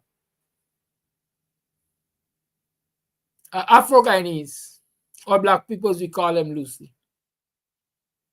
You will get a sprinkling of Indo-Guyanese, you'll get a sprinkling of Amerindio, you'll get a sprinkling of Portuguese, and so on and so forth. But for the greater part, is black people there in them Christian churches. And so when the PPP organize a one Guyana worship experience to the Christian community, is black people that want to bring together in one place so they can get to whisper in their ears.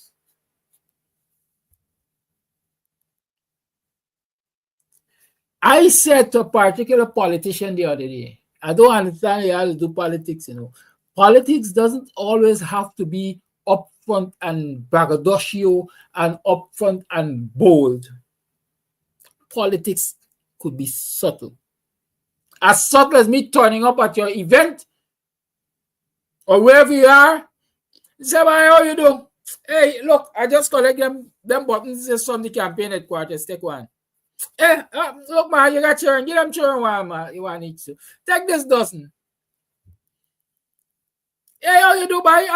Hey, I'm going to see you. You know, I got some jersey in the truck there in the car there. For the APN, you want one? You get jerseys yet?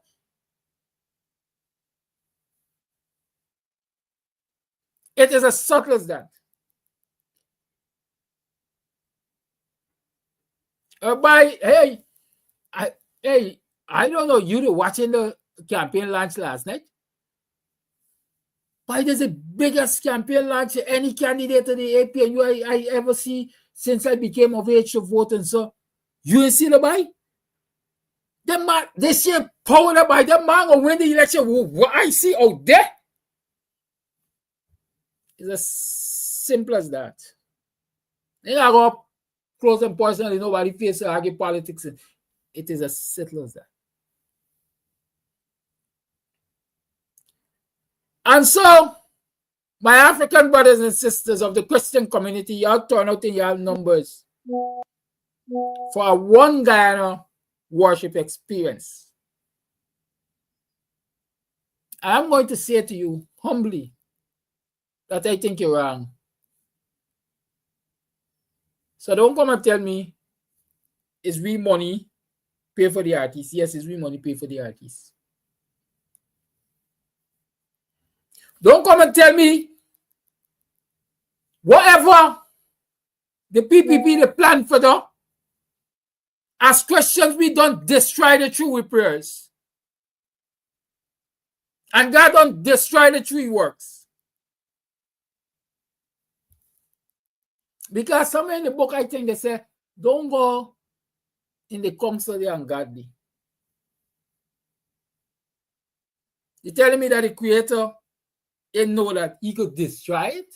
You're telling me the creator didn't know that prayers could destroy it? But he still caution you, say, hey, stay clear of the counsel of the ungodly.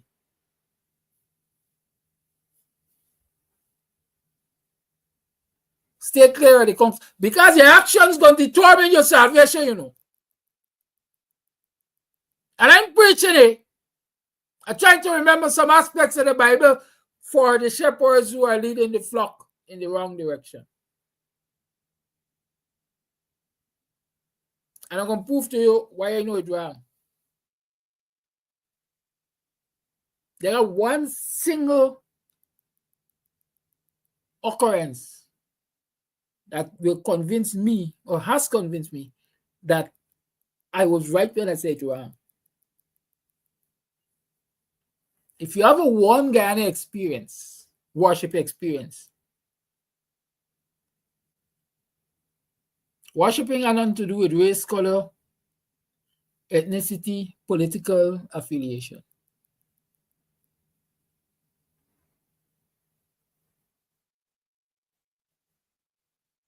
But Psycho Andrews, who was declared or who has declared his candidacy for the coalition Sunday night, was previously listed as an artist, as a psalmist, as a songster, whatever his category, but as an artist to perform at the one Guyana worship experience, was removed from the list of performers the day after his candidacy was announced. And so you show me the oneness, shepherds of the flock. Y'all show me the oneness. And show me the one Guyana worship experience. And let me tell you something. I'm convinced that a lot of people in that crowd there, in attendance, are not supporters of the PPP. And the PPP knows that. And those people know that to their heart. But again, politics doesn't have to be bright. It could be very subtle. You think the PPP is concerned about, let me say 400 persons being there and 399 don't like them? They're not even concerned about the one that like them. What they concern themselves with is being able to stand for photo opportunity among 400 predominantly Afro-Guyanese to say to the world, Look how they support us. All of these support us because they are in our presence.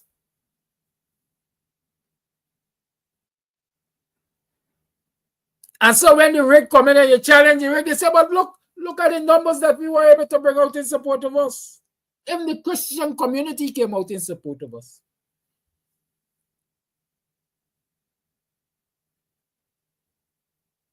And so when the shepherd doesn't know what his or her role is in leading, they're going to lead the flock astray.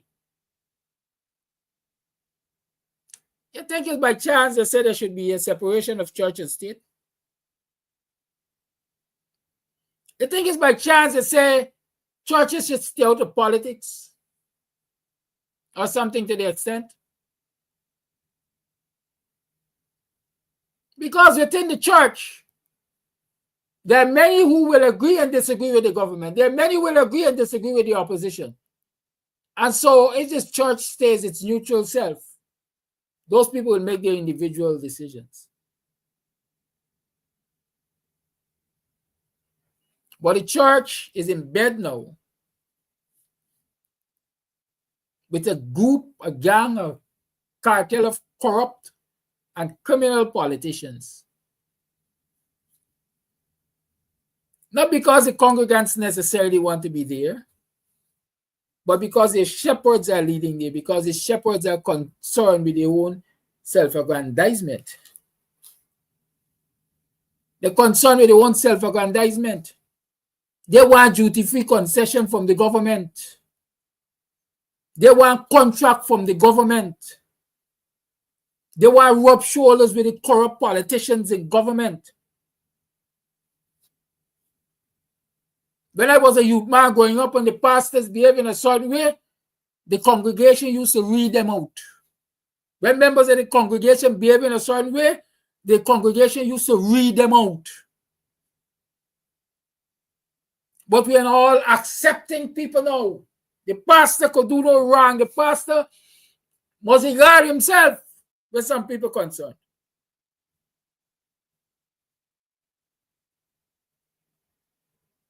And instead of recognizing the important role that they have to guide the flock to a place of righteousness, they're taking the opportunity to guide themselves and bring the flock along to a place of unrighteousness so that they can collect the filthy lucre. If this one Guyana worship experience is truly one Guyana worship experience, why a brother, as in Saiku, who doesn't support the government, as it may appear because he's on the opposition platform, was removed from it? Y'all talk to me. Tell me, why? And you didn't have to have this concert, this one Guyana worship experience, whatever you call it, to recognize that. The entire nation knows that that is what the PPP stands for. And so any pastor, any leader, any religious community, any leader, any shepherd of the flock come and tell me that he supports what the PPP stands for.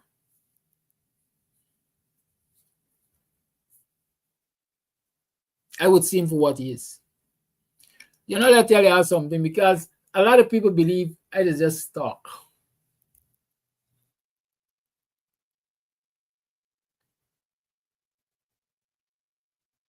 But when I take a position, I'm prepared to defend it and I'm prepared to live by it. I was a member of the Anglican Church. I was a server. I was youth president. I was synod representative. I was even considered for going to learn theology. In fact, I was being considered to be sent to school and all of that.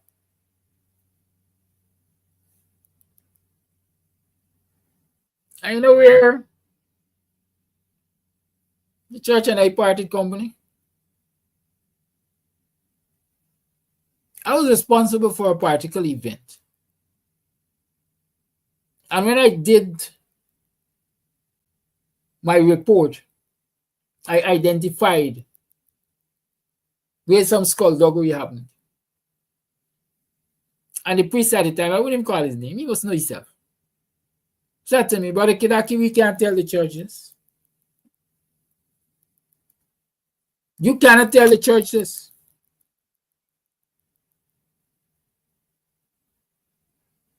But while I couldn't tell the church that I wasn't allowed to tell the church that, I was made to carry the burden of accusations because I was in charge. Or I was responsible for coordinating, etc. I said, what kind of business this is? The church is supposed to be teaching you righteousness and upstandingness and so on. And you telling me that I recognize the wrong that was committed. And I must not say to the church, this is the wrong that was committed. And I left the congregation. Many might not even know why I left the congregation when I left it. But I'm saying it now, I left the congregation. And after years of my mother singing and preaching in my ears, boy, Kidaki, why your little head self come back to church, da da da da. You ain't going to church because a man is God and thing. And you know I love my mother, no, I love my mother. And eventually I decided, all right, I'm going to put my mother's heart at ease. And I started to go back to the church in and out, you know, visiting and so on and so forth, to see if I really want to dwell among the congregants. Let me leave it as that. And then my mother, a woman, was giving her life, I want to say, or the last years of her life to dedicating herself to worshiping in the church and so on. And even out of the little bit that she used to get, she would pay tithes, and she would, if they got anything, they asked him for special contribution, she would give and so on and so forth. She would ensure that as a shut-in, the arrangements are made for the priest to come and give her communion and all of that. When my mother died, funeral arrangements were made, prices were set in terms of how much money the church got to get to do what they got to do and all of that. When we turned up at the church with the hearse and the procession with my mother's corpse, the doors of the church remained closed because the priests and members of the vestry were at wrath with each other.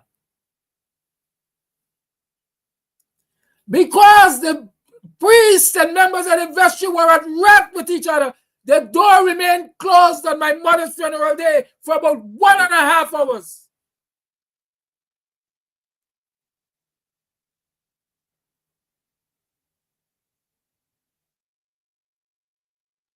And when eventually it was opened and there was time for, what do you call them, tributes, I went up there and I said, you know, I got a part of the Bible said that salt is supposed to flavor the earth. And when it has lost its saltiness, it has no more value and should be thrown out to be trampled under the feet of the people. And I'm sure the priests understood what I was saying. And I'm sure the congregants understood what I was saying. Because as far as I'm concerned, all of them, they don't lose the damn purpose in the church. And if you lose your purpose in the church, you can't preach to me. And that was the last day I went to church, or that church, as a congregant. And I lived my truth. So when you hear I say, when you hear me take what some people might consider extreme positions, I live them. Because if you can't set your house in order, as in the church, I ain't going personal, where you leading me to? Better say and rewards don't come from man, but from Yahweh. I agree. But you know what? The Lord uses many of our people as vessels. And if the vessels are corrupted, what do you think they're going to deliver to the people?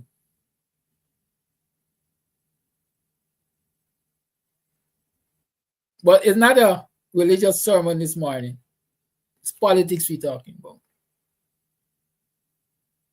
But I'm saying to those so-called religious leaders, shepherds of the flock, rolling up in bed with the PPP,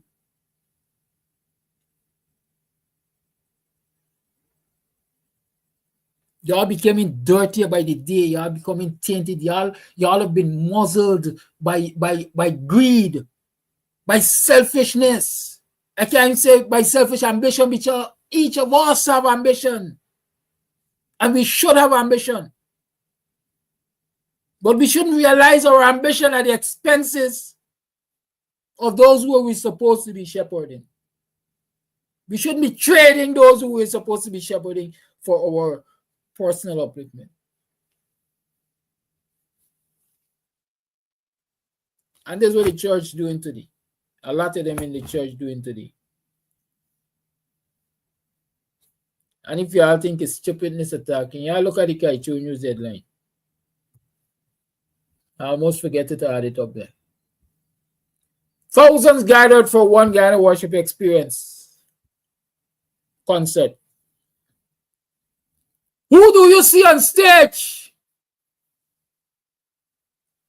Prime Minister Mark Phillips and Bishop Wanejel at the One Guyana Worship Experience concert on stage. Or in the... As somebody asked, how is it a One Guyana concert got VIP area? I see Big Smith and maybe Wanejel Jr. or whoever cussing out each other about VIP treatment and VIP answer. Where is the One Guyana? Even at this One Guyana worship experience, you got segregation. The bishop tell the audience or those in attendance, take out your phone, snap a photograph, put it on your profile and say One Guyana. Why he didn't say Christ is King? Why he didn't tell them to put God is good? Why he didn't tell them to say hallelujah? Righteousness exalted a nation. Why he didn't tell them all of that? He said put One Guyana.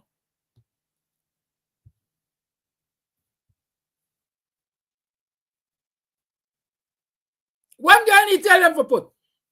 And there are people within the Christian community who come and try to convince me that Kidaki, you're wrong to the Christian community. You're wrong to the pastors. I was talking about the predominance of African Guyanese in the Christian community. Let me come down to the next photograph. If you look at the photograph with those Prime Minister Phillips and Bishop Ejil, and so show me how many Indo-Guyanese, Amerindo, Portuguese, Chinese are in that photograph. Show me them. And I'll tell you quite frankly, in that particular photograph, anytime you see Indo-Guyanese, they're part of the entourage of the government. Right? But we're talking about the predominance of African Guyanese in Christianity. Look at this photograph. Make a picture study. Make a photo study and tell me what you see. And looking still, it look like they got 2 of them, 3 of them. Non-African Guyanese. Yeah, you see that? Look at this one. This is a composite. Look at it. And you show me who dominated the photograph. And then tell me that you understand what I'm saying when I say politics ain't got to be brother. It could be subtle. Very subtle. And if these so-called shepherds didn't understand that, then they ain't got no purpose. They ain't got no right shepherd in nothing.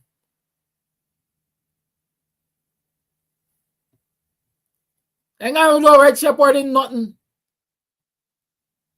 Because what they've done is taken their flock into the den of thieves or the den of the wolves to be devoured. I ain't get to the message yet, you know. I didn't even know it was a message that the bishop, and the rest of the government people them delivered. I know the message, you know. I didn't even pay attention to the message. Right? But hear me.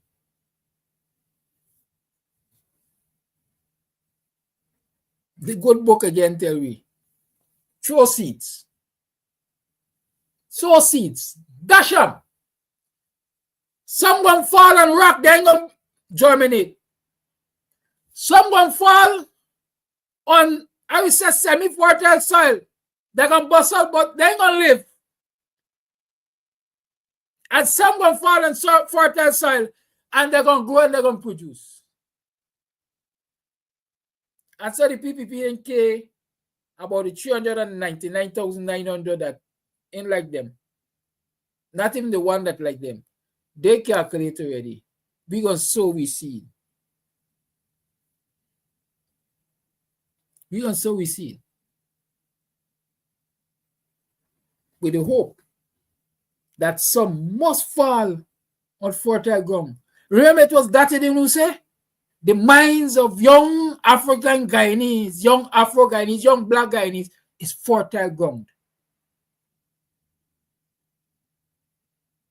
And if you want to find a lot of young African Guyanese, go into the churches. He didn't say, so I'm telling you, go into the churches and you're going to find them. But I'm pelting a lash for my comrades now. But African Guyanese politicians, by virtue of the fact that most of them are Christians, they got so much respect for the Christian teachings and the Christian principles that they're going to stay far from the church. They're going to go and preach politics in the church. But the people ain't got no problem doing it. I rest my sermon for the morning. Amen to that. Let me talk about extrajudicial killing and the PPP, because it's a conversation that was started and a challenge of mine yesterday. I say, you provide for me the people who are murdered. Provide for me the people who are murdered during the crime spree of 2000, 2002, 2000, till whenever. I don't even remember the years, and I'll be very honest with you, I try not to even remember the years. It was 2000 too long.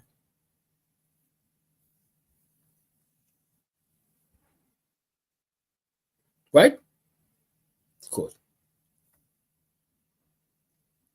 I went out this morning to the little memorial site there.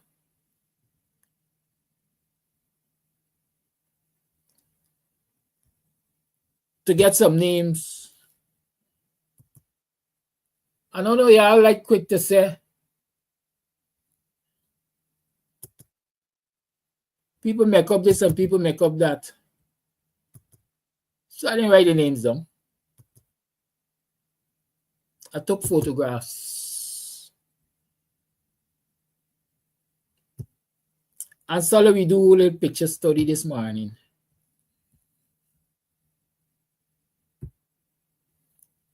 These are some names.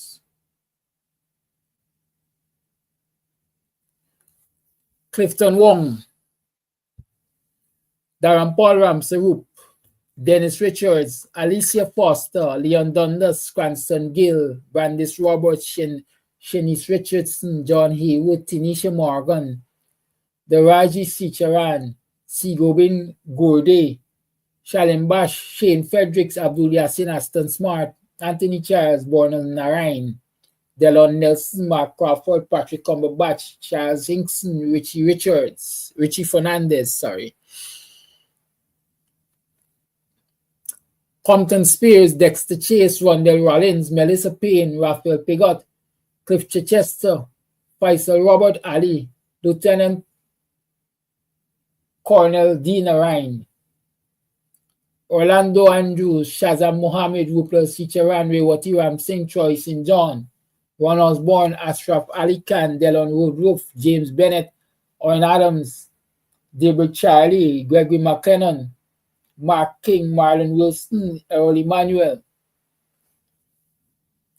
That's just the best of the names. They got more, you know. It's a whole list. It's over 400 of them. Brian King, Shaka Blake, Gavin Sobers, Wesley Hendricks, Ramdeo Prasad, Andy Atwell, Monica Rodriguez, Mohammed Bash, Carl Wickham, Ramfal Pardat, Mohan Lachman, Quinch McDonald, Andrew Douglas, Gavin Narayan, Delon Accra, Jonel Wilson, Lloyd Singh, Joel Duncan, Radwin Pecker. That list could go on and on. I don't think I will continue calling it.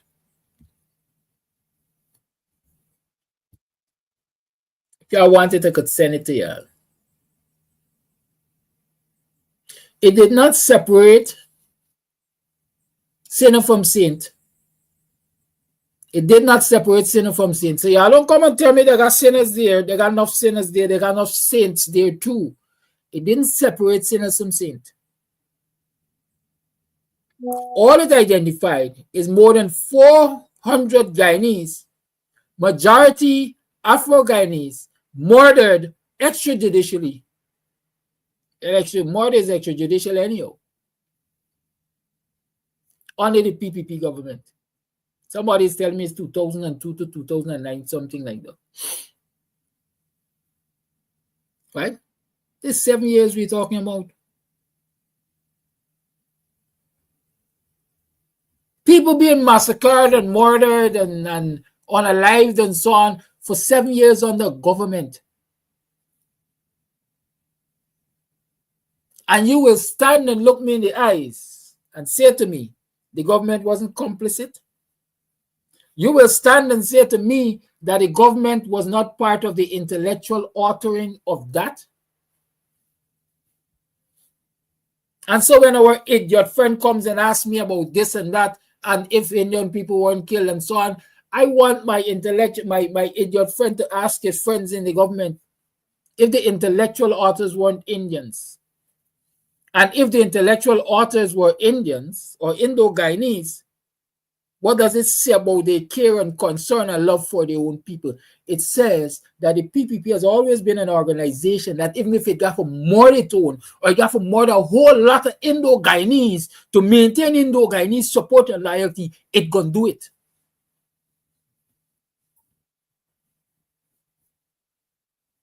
Case in point, Saturday or so, I mean, people can carry me back till to the 60s. I want to go to the 60s because a lot of young people tell me when they're born, they only know PPP and government. So let me stick in PPP government time to know, especially because I'm addressing young people in part.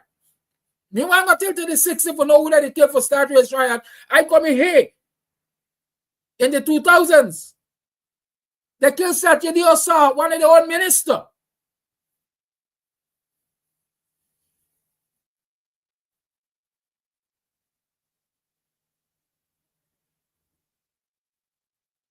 Calamidine. The man that own Amazon, what a place name just on that Fifth Street now. I call the name just is a Mohammed MFK.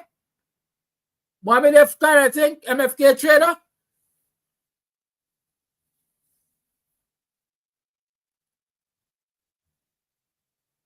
The PPP is known for the brutality. And that is why Indo-Guyanese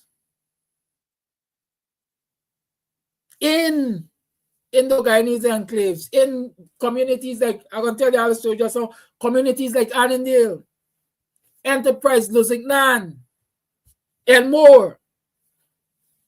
Predominantly Indo-Guyanese community, despite the fact that there are people within those communities who, number one, hate what the PPP is doing. Number two, will support the coalition. They dare not say, because next day they might turn up dead. If they don't turn up there, they live in torment. So the idiot who asked me about the crime spree that season there, let him ask the PPP, who were the intellectual artists. I say again, there was no jailbreak on the 23rd of February 2000, whenever. Was a jail release.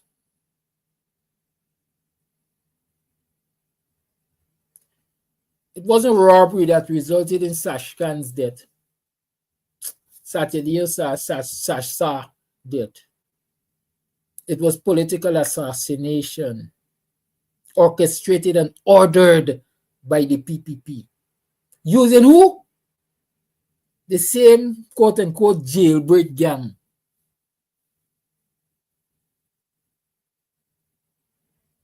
But naturally, y'all go there, unalive him, pick up all that you want to pick up, make it look like a robbery, and kill him to the dog, so nobody could contest that.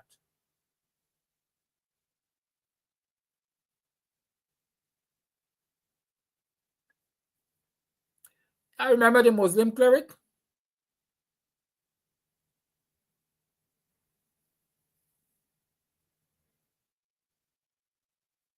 I remember the Muslim cleric.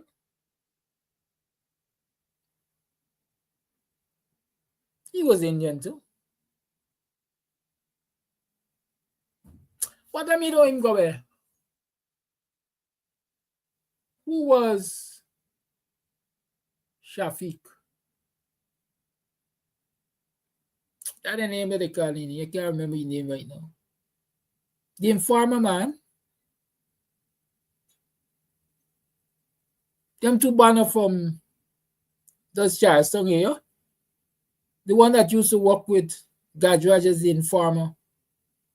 When they go and kill his body, thinking is he. And then he eventually dead. They say at the hands of a PPP woman backers. Thank you again, Kerry Perry. I know you all know these things. I just don't want, I don't got me to remember name. Because you all know these things. I'm just reminding you of these things. I'm not telling you anything new. I'm putting it into context of the young people especially because they seem not to know.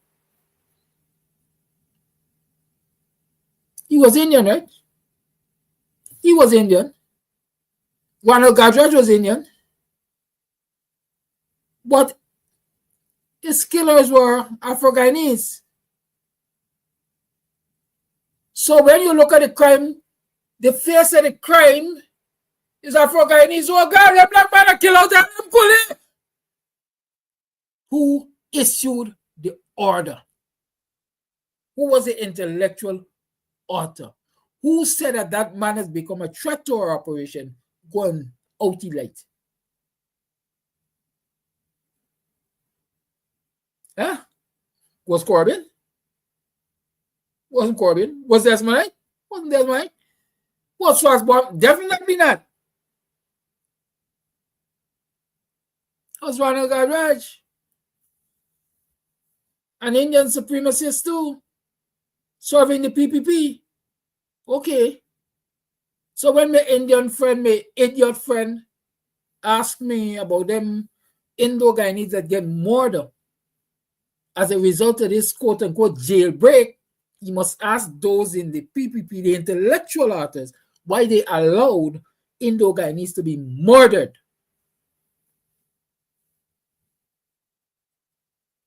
Not only 2000 to now, but even previously. Why do they continue to do this thing? I'm asking Indo-Guyanese, why y'all isn't opening? And why y'all ain't being honest about the fact that even to y'all, the PPP is a danger? The lines are opened. 6225933 is the number to call. I'm your host, Kiraki Amsterdam. I'm arrogant. I'm brutal with facts. Because facts don't need help. Facts are facts, and that is what I present to you every day I come in. I ain't a curry flavor type. I love a curry, but I ain't gonna curry flavor no bits and pieces of information to make sometimes I myself look good.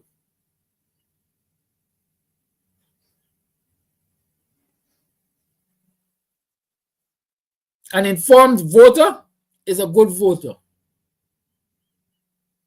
Yeah, like Don David said, they're born about your business. The Azizes are Indo-Guyanese. What do you think? Is black man they going to burn down the butcher shop because they dare to stand against the PPP? No.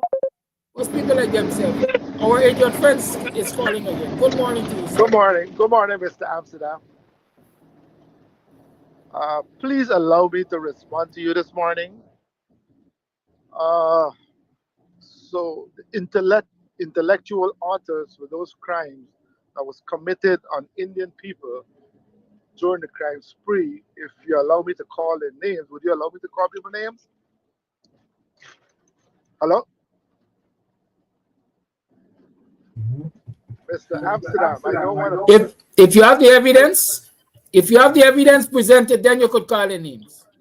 Because when you call the names without the evidence, I answer for it. Yeah. So you calling people names, right? You can't.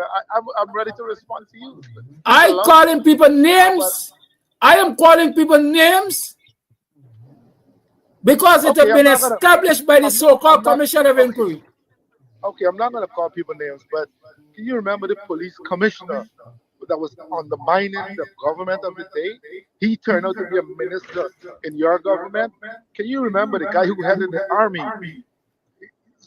See the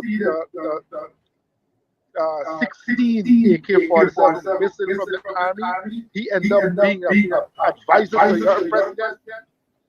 Remember your attorney general? Remember the guy who got the Ben Gunn show? There's so much people who was trying to undermine the government then, but and that's for that. And with the one Guyana concert, it hit you hard, Mr. Amsterdam. You know why? Because it turned out I was there. I just want to tell you, people are not buying into the racism thing that you preach every morning and apartheid. People's eyes are open. They're waking up. They've seen the light. That is why they will show up to these events. Thank you for taking my call, Mr. Amsterdam. Thank you for your call. Desiderata said, even the dull and the ignorant, they too have their story. And who am I not allow even the dull and the ignorant to give their story? Why you are telling me don't allow the man? You really and truly don't have confidence in me? Huh? Man, why you gotta come so quick? You never allow me to respond to our idiot friend. Where's your problem?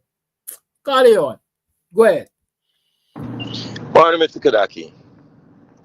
I give a couple seconds here now so that idiot that just called you, that I could respond to that idiot, that jackass that just called you.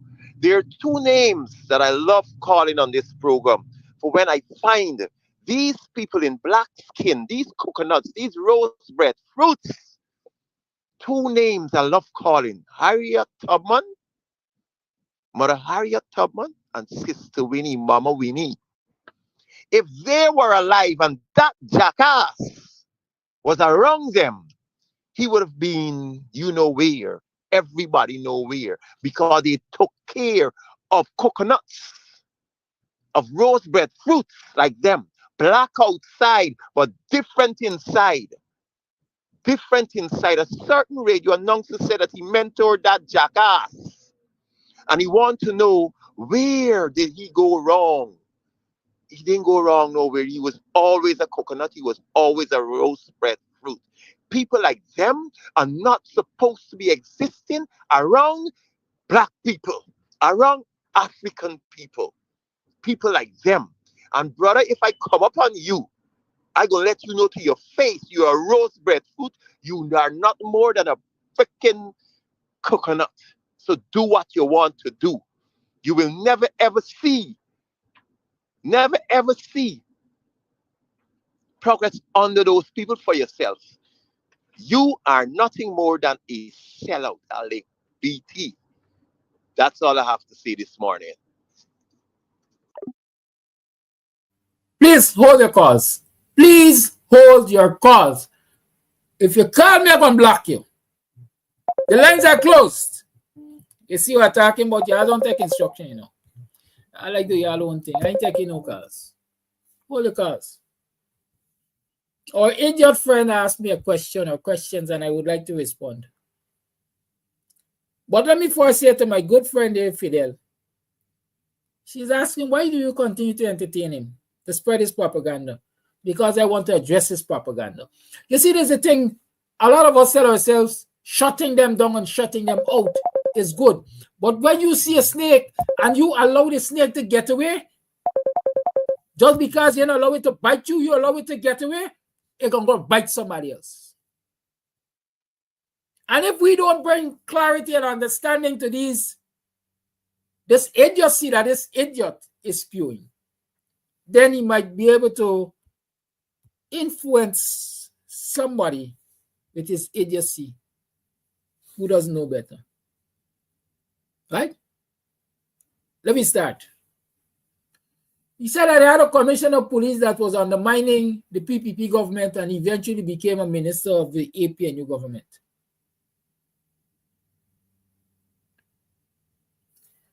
Do get the back.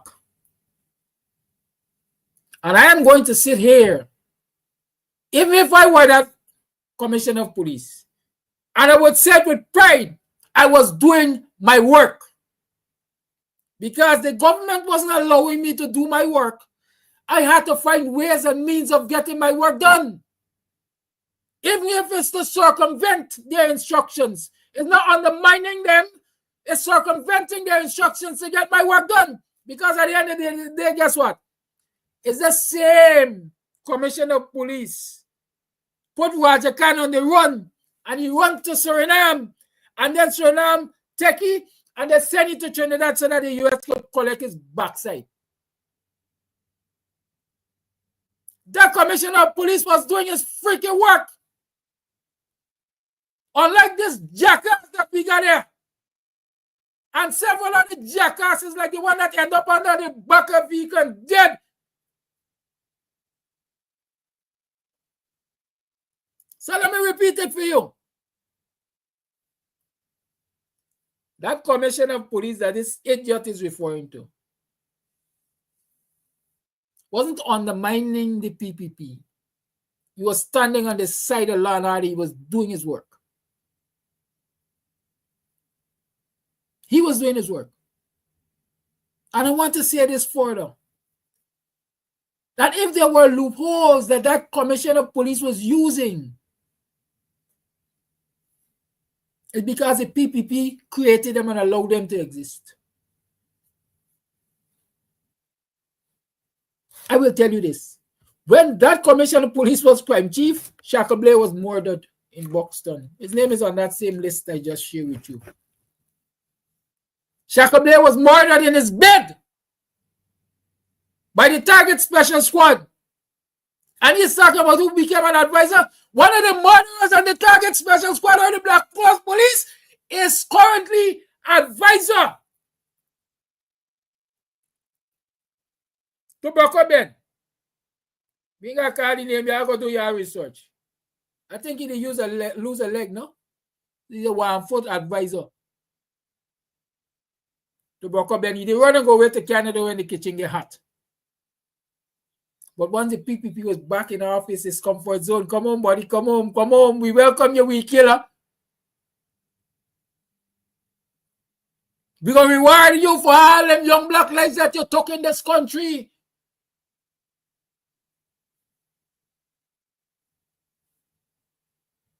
And so we got one of the murderers from the target special squad advising Robeson Ben even today.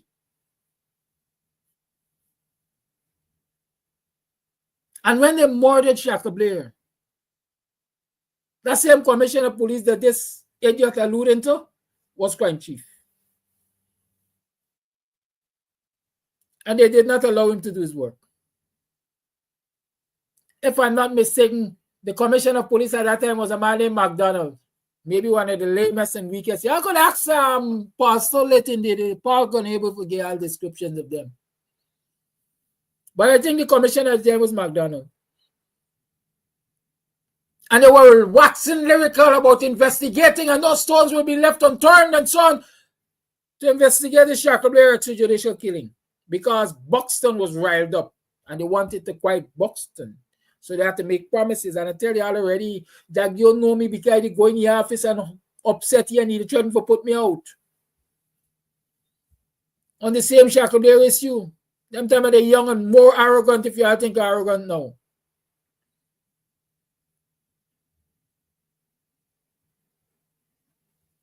What is not arrogance? Speaking truth, the power, calling it the way I see it. And so Shackleblair get murdered, and they tell you all kind of things to appease the situation.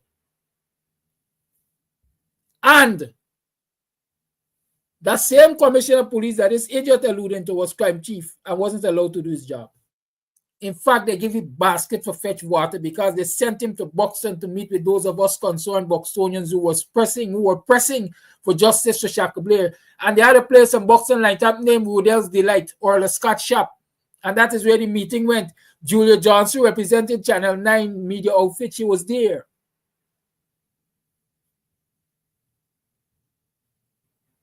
And while the cameras were live, the crime chief at that time was waxing lyrical about how much investigation they're doing. And the file with the DPP and the file here and the file there and this and that and the other. And a martyr's conscience, when the cameras came off, he came to me and he shook my hand and he said, "Hey, young man, big up yourself." Not his words, my words. Big up yourself. You're doing a really good job for your village. Let me be straight with you. You see the file I'm talking about? I never see it. You see the file I'm talking about? I never see it. And I'm saying that he had to come and wax lyrical because he had his political and other instructions to come and wax lyrical. And so, doesn't like so. If you could use me for roast the goose, when I want to roast the gander, I'm going to take the opportunity and roast the gander. Because you create the conditions under which I could roast the goose. And if the goose could get roast, the gander could get roast. He was returning the favor. He didn't undermine the government. The army chief, again, we come back to the same situation. Anything the army chief was able to use, quote unquote, against the government, as you say, or to undermine the government, as you say, the government created this situation. It was the government that allowed the man in Yaya. Y'all know who's the current chief of staff? Y'all going to track the current chief of staff career in the army.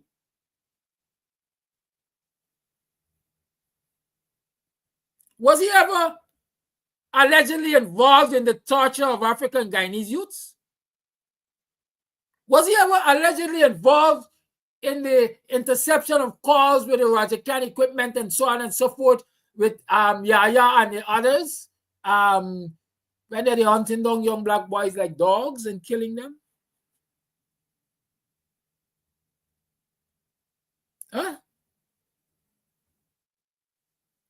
So if you're saying that an African Guyanese chief of staff and an African Guyanese commissioner of police were taking certain actions against the will of the government, when they were out hunting young black people, is undermining the government, I would say by all means necessary, undermine the freaking government because you are protecting the people's lives in this society.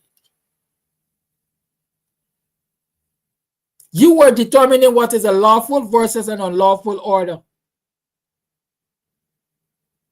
These clowns that we got in offices nowadays ain't doing that.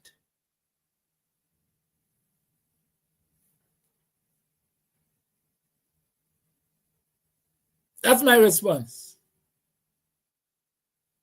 And that is why I allow this idiot to have a say every morning. Because he helps me to teach young people about the wickedness of the PPP. I see somebody's mentioning a Rockland camp.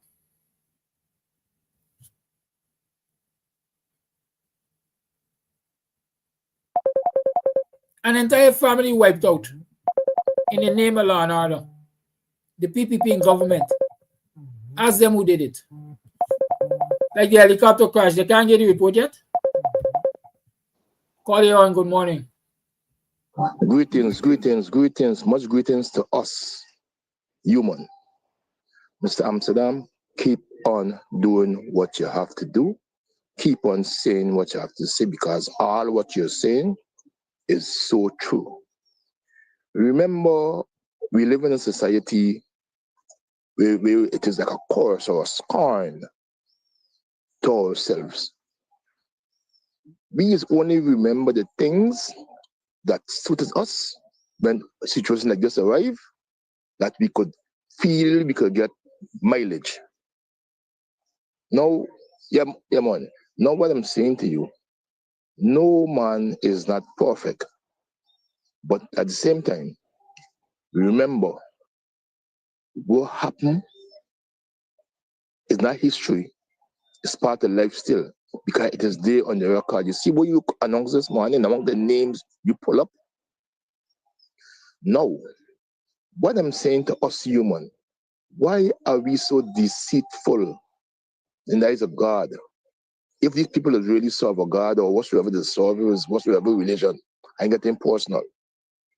But if we should take 2 steps back and ask ourselves questions, where we are, we want to be for future generation, we will think different as human. I don't know when the day Guyana or Guyanese will live as Guyanese. The APNO AFC in the previous government wasn't a racial government. If there was racial, a lot of people wouldn't have left in certain positions when there was an authority. But again, we all understand that politics is a dangerous game. Politics is a game of the strongest survive. Now the guy who call and talk all these things about Winston Felix, whoever you want to talk about, he is just there as a puppet. Just when you say he's a puppet. Look what happened to Muhammad that day. Don't matter Raja Khan. We know what happened to Raja Khan. What would they do with Muhammad that day when the guy paper shots just shooting Main Street? They had a big press conference representing Muhammad, and I have a problem with that. Then when you ask them a couple of weeks after for the interview, they're saying they're getting an interview to show what transpired. But still, a couple of years after, these same people who was protecting the idol, which was Muhammad, they have a problem with that. Now they're turning back now. They bring the FBI for start out the case, where they're claiming now that he is part of the killing of paper shots. Now you telling me something, the caller were calling and attack inside the foolishness. Why he don't take himself and bag himself and put himself in some hole and understand this thing didn't happen 20 years ago. This thing happened but 3-4 years ago. He could remember what happened since with Felix, whatsoever it is, or whosoever the prime chief was, whosoever the commissioner police was, but he remember what happened 3-4 years ago. The same man who was protecting them were claiming that the fact we got the East Coast, the man give them vehicle. The same man, the same system he representing, turn against the same man because they want political mileage. They ain't talking nothing but that, you know. He ain't calling and saying that Mohammed or the PPP government wrong deal Mohammed. Whatsoever issue they got is a day business. But he talking about something what happened with we people. Again, Mr. Kadaki, Guyanese understand what we understand, what we just and see life, see this country as ours. The day we got to understand that this country belongs to us Guyanese, you will be thinking different. If you think it individually, with that just how we did today in this society. So if meanwhile go back to all this killing what happened all the years ago. Couple of years ago, a man gets shoot, Cameron walking. No Cameron walking back, they said some vehicle got born somewhere up the east, up the highway. They know nothing but it. No Cameron shows this vehicle pass, the whole East man quite up. But still today now, you're investigating the same man over the same order. And these people ain't seeing it and understand that these people making you a fool. Guyanese, open your eyes and let me stop this issue about race. Think as Guyanese. The government do something wrong and you chooses to get rid of them, get rid of them. Not because it's your color or your party. Well, Mr. God, that's all I have to say for this morning. Have the best rest of the day. Peace be unto you and your family. Peace be unto Apnu. Let us understand when the 4th of September come, put we X on the place of success for our country, our children, our generations to come. Have a blessed day, Mr. Amsalam.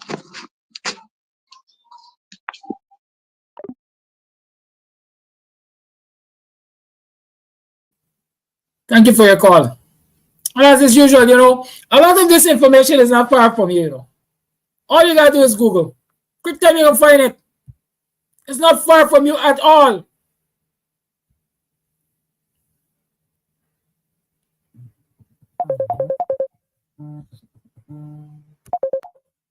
Call you on. Caller, you're on. Yes, good morning to you and all my black brothers and sisters in Guyana. First thing first, let me repeat myself. We're going to get there. And let me repeat again what Mr. David said. Black brothers and sisters, do not scatter your vote. Do not spread your vote. That is a foundation to get victory by not scattering your vote. Young people, you have to go outside there and represent yourself. Don't depend on nobody for go outside there to represent you. Because if you stay home, it's a vote stay home. So if you go with the same person who going out there, going to be 2 votes, not 1. I see the video. But let me say this here too. The word of God already teach us a lot of things. 1, many are called, but few are chosen. It's not who are the Lord will enter into the kingdom of heaven. And he said, it is very hard for a rich man to enter into the kingdom. He never said that a rich man will never enter. It's 1 and 2. I say 1 and 2, not the word of God. But it demonstrates with a short man up in the tree. When Jesus called him down and said, come, talk to me. Explanation. He said, Lord, if I overcharge any of my customer, them, I will give them back tenfold. But my message is very hard for a rich man because God see and know a rich man is going to poor people for getting riches. That video, what I see there, where them could go, them make big tent and put chair for them couldn't supporters sit down. But last night, when I watched that video, black man stand up and I pray and I clap. That is why David said, the fool said that there is no God, because David looked at people, hear them talk. When I used to say that when the government break down, are you still there? When I said, when that government go down and break down that black sister home, and for removal because she don't want to give a place. Me say, where are Nigel London? Where are the other preachers them for come out and stop that for a next old me breakdown? And me caught Martin Luther King because when Martin Luther King heard what happened to your black sister, he stepped outside to make sacrifice. But today, Flash Garden live for see how all them Christians come together to be fools. It is totally stupid what they are doing. And black man never get it right. This is not racial talk. My grandmother said, who's thing for me will rotten for them? PNC and WPA fighting for black people from since PNC 64, WPA 70, becoming to follow my friend David Hines. What's wrong with black people? It is shameful. Mommy do not have a your vote. Are you back? Me keep telling something me see to. I'm gonna go. When Mommy the wrong black people, he sit down and he threw and fail. And black men alone a talk. Why? When Mommy tell you what he gonna do for you? Thank you very much for your time.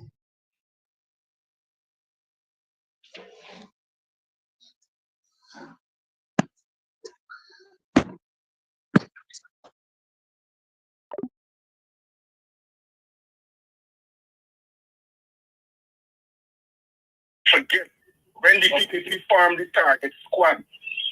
When Ronald Gagway was home affairs minister, Leon Fraser, Steve Murray used to control the target squad. And as long as you're young and you're black and your name just got pop up at the teeth, you used to be murdered. You could go to who you want, go nobody in the target squad never got charged for murdering the young black Afro guy.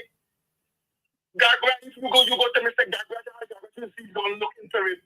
And black people can sit back and allow and look at the PPP and say dancing, but you in the cup. When the target squad any police station in Guyana, then no senior police officer could come and lose you unless somebody from target could come and say you're Lucy. That was the power of the target squad. How could black people sit down and realize that you see 4 heavily armed police target squad members, you're going to charge them with a cutlass? Are you seeing heavily armed target Leon Fraser or Steve right on a vehicle and you running to charging them with a cutlass? Why people don't get sense? These people used to kill you and what will you do for the courts? You are innocent till proven guilty in a court of law. When you talk to you, none but you guys, you're just another name, you're a thief. There's all used to buy a thief. They had no use for the courts. When talking to you, had no use for the courts. When we went to Buxtonian shoot Shackle Blade, anything come out of the story? Nothing come out of the story. Little mate get shot in Prince Chicken, anything come out of the story? Jackie, you could come telling black people about the PPP killed for them. What about all them black people the target squad killed? And then when the target squad is too famous, they take over. Why black people don't get sense? They don't like y'all. They just use y'all to kill y'all. Thank you very much, Mr. Kadaki. Thank you for your call. Hold the calls again. Hold the calls again. This is an important session, you know.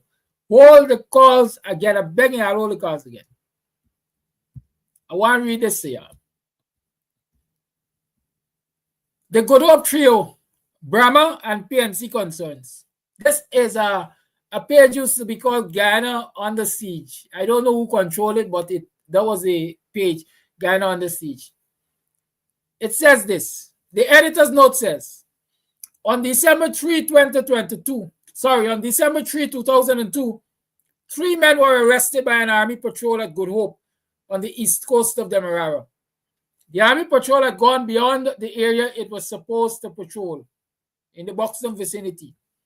The 3 men are Shahid Khan, also known as Roger Khan, Harun Yahya, and policeman Sean Belfield, or Sian Belfield.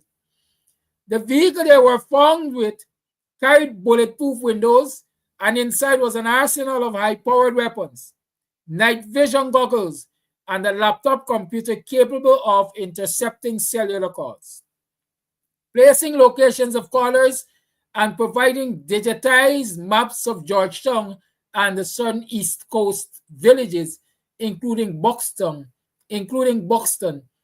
All of them were subsequently freed of all charges later. Let's get a background. December 3, 2002, the Army Patrol intercepted these criminals. Can't call them nothing else. What they had? The vehicle was bulletproof. They had night goggles and so on. They had heavy artillery. Why you freeze? I hope people hearing me. Right? They had heavy artillery. All of that. The army arrested them with.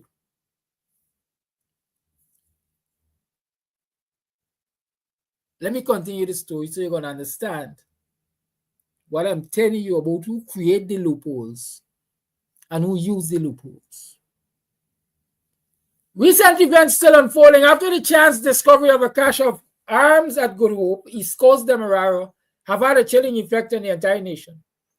Our worst fears and suspicions have been confirmed that there exist in Guyana death squads operating both within and without the ambit of the law enforcement agencies and at the behest of the PPPC regime. The implications are too grave to be ignored and tell of a diabolical plot to hunt and exterminate not only criminals, but also anyone showing opposition to the fascist regime calling itself the PPPC.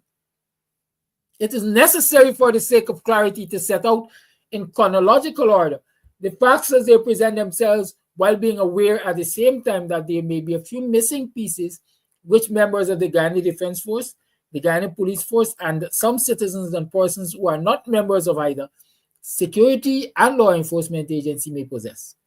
1. On Wednesday, 2002, December 4, at about 21:45 hours, a GDF patrol in the area of Good Hope on the East Coast intercepted a vehicle which appeared suspicious, and after searching the vehicle, discovered a veritable arsenal capable of launching and sustaining a small war. These weapons included 2 modified M16 assault weapons with night vision capability, 1 Uzi submachine gun with silencer, 2 Glock 9mm pistols, 1 12-gauge shotgun, other small caliber weapons, bulletproof vests, helmets, and other military-issued equipment. 2. 3 men were discovered in the vehicle, of whom 1 is a notorious member of the Black Clothes Squad. 3.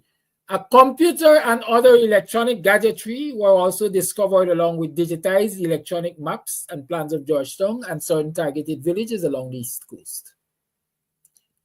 4. The men, their vehicle, and weapons of war were taken into custody. 5. Searches were carried out at various other locations, following which other items were seized. 6. And I want you to pay particular attention to 6. Barak Jagdeo, President and Commander-in-Chief, and other members of the PPPC hierarchy sought to influence the police through coercion to secure the release of these men. The President even upbraided the army for taking decisive action when only last month at the passing out parade of the latest batch of officers, he is quoted as saying that the use of the military in crime-fighting activities was both legal and constitutional and would be continued. Jagdeo, as usual, was speaking from both sides of his mouth. On Monday, 2002, December 9, the men were released by an order of Justice Jainarayan Singh after the police failed or refused to proffer charges against them. In the words of the police, further investigations are continuing to see what actions could be taken against the felons. I wonder if those investigations have been completed. The PNCR is appalled to witness this brazen attempt at a cover-up. The laws of Guyana are unambiguous. The unauthorized possession of prohibited weapons and ammunition and military paraphernalia is a serious offense. This series of events, when taken in totality, provide compelling evidence that there exists a program of state-sponsored terrorism and planned genocide in Guyana. Information in the possession of PPPR is to the effect that the operations of the so-called Phantom Squad is sanctioned and coordinated by key members of the PPPC. By now we know, or after the fact, we knew Ronald Gadraj et al. In collaboration with known drug barons and criminals, they have formed themselves into an axis of evil. I can continue reading this story. I ain't got all the time to read this story. Let me see what I'm going to do for you. I'm going to copy the link. I'm going to put it in the chat. And so those of you who have an interest can go and follow it up. There was an army officer, I think his name was David Clark. Y'all know that name? I think he was a Muslim brother. He lives in the US up until now, I think. He was supposed to be a key witness against this trio, and he was supposed to have been highlighting the criminality of the PPP government. He went to the US for safekeeping. Up until now, I think he might be in US protective custody. David Clark, that is what I think I remember him as. He could tell you the stories of the PPP and what they did. And do you know that laptop that we're talking about? Do you know how it got into this country? The evidence suggests that the then Minister of Health, Leslie Ramsamy, was the one who procured it.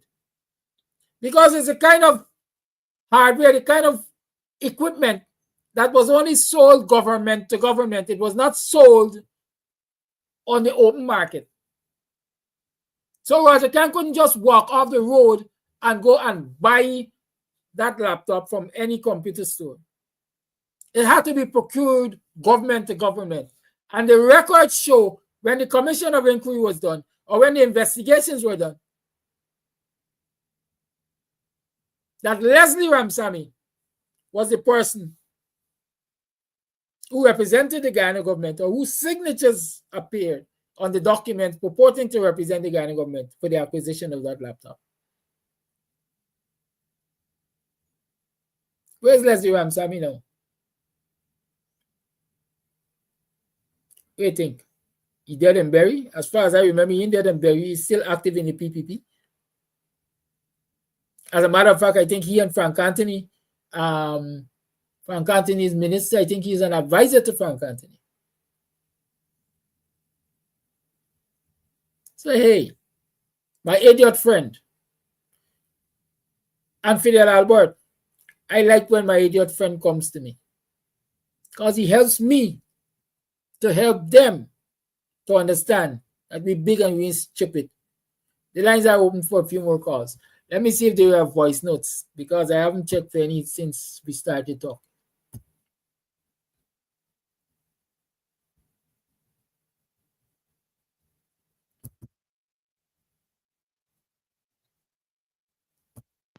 Greetings, Brother Kadaki. I want to say something quick, Brother Kadaki, and listening viewers. Let me hold a focus. Let me hold a focus. We got an election to win. Let me hold a focus. You understand? The time I think we do enough to ourselves, tearing down ourselves and them kind of thing. This is motivation time. This is motivation time. We can't go this so close to election and still who's stupid and who this and who that. You understand? Even if we see a brother or sister going wrong, I don't think there's the approach. And until we have an election to win, let we use up this time and encourage people to be a part of this movement that we could clear out this election. We want to see Prime Minister Finance on the road, you know. We want to see President Norton on the road. We want to see ministers, the Minister Deputy President Ganesh Maipal on the road, you know. We want to see these people executing their jobs and them kind of thing that we could hail them up as Mr. President, Mr. Vice President, Madam Prime Minister, and them kind of thing. We got an election to win, people. Then we put them on side. The joker there, Brother Kadaki, we keep them off the program. You can't come and tell me, but how we gonna know and how we gonna address? We ain't interested in that. We know what's going down. We know what is going down. You won't give we no news when the jackass talk. We know what's going down, my brother. And them banner coming on to make themselves comfortable. We cannot do that. Them banner got other platforms they could get and talk longer than how they been. They got critics on, they got Freddie Kessoon on, they got Dead Wire. All them things they got, my brother. Let them man go there. Since you see ring and you recognize it, let everybody know that the jackass come on and not today. You ain't getting nothing today. Send it off. Send it off. Because he gonna make it up the duty. Same time, same thing you do. Had this I forget this girl name. Every time you come on, you got to respond and telling me things that we don't want to hear though. This channel, this show is not you alone, no, Brother Kadaki. You hear I tell you? This is we thing. This is we thing. You understand? You is just the big brother on it. And we respect that, we love that. Use the lead on it. We respect that and we love that, my brother. Left them people out to this thing. Left them people out to we thing.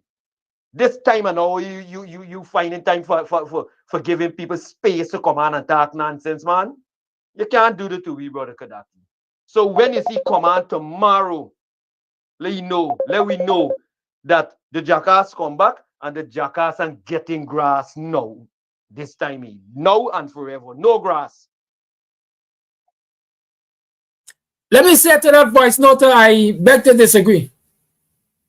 I totally beg to disagree. And that's one of the problems one of the mistakes we make. And I keep explaining it, and I will keep explaining it because I explained it not so long ago. I don't answer the idiots for the idiots' sake. I answer the idiots so that our young people could be educated. Because if we don't educate them about these things that the idiot raises, then we allow the idiot to tell that story. Until the hunted tells the story, the hunter will always be victorious. And so we have to stop saying, we know this. We as elders, we know this. We as big people, we know this. What are we imparting to our young people? Why do you think our young people could be talking about Mohammed, when Mohammed them guns been in freedom house that killed Dana McKinnon? Are we telling them these things?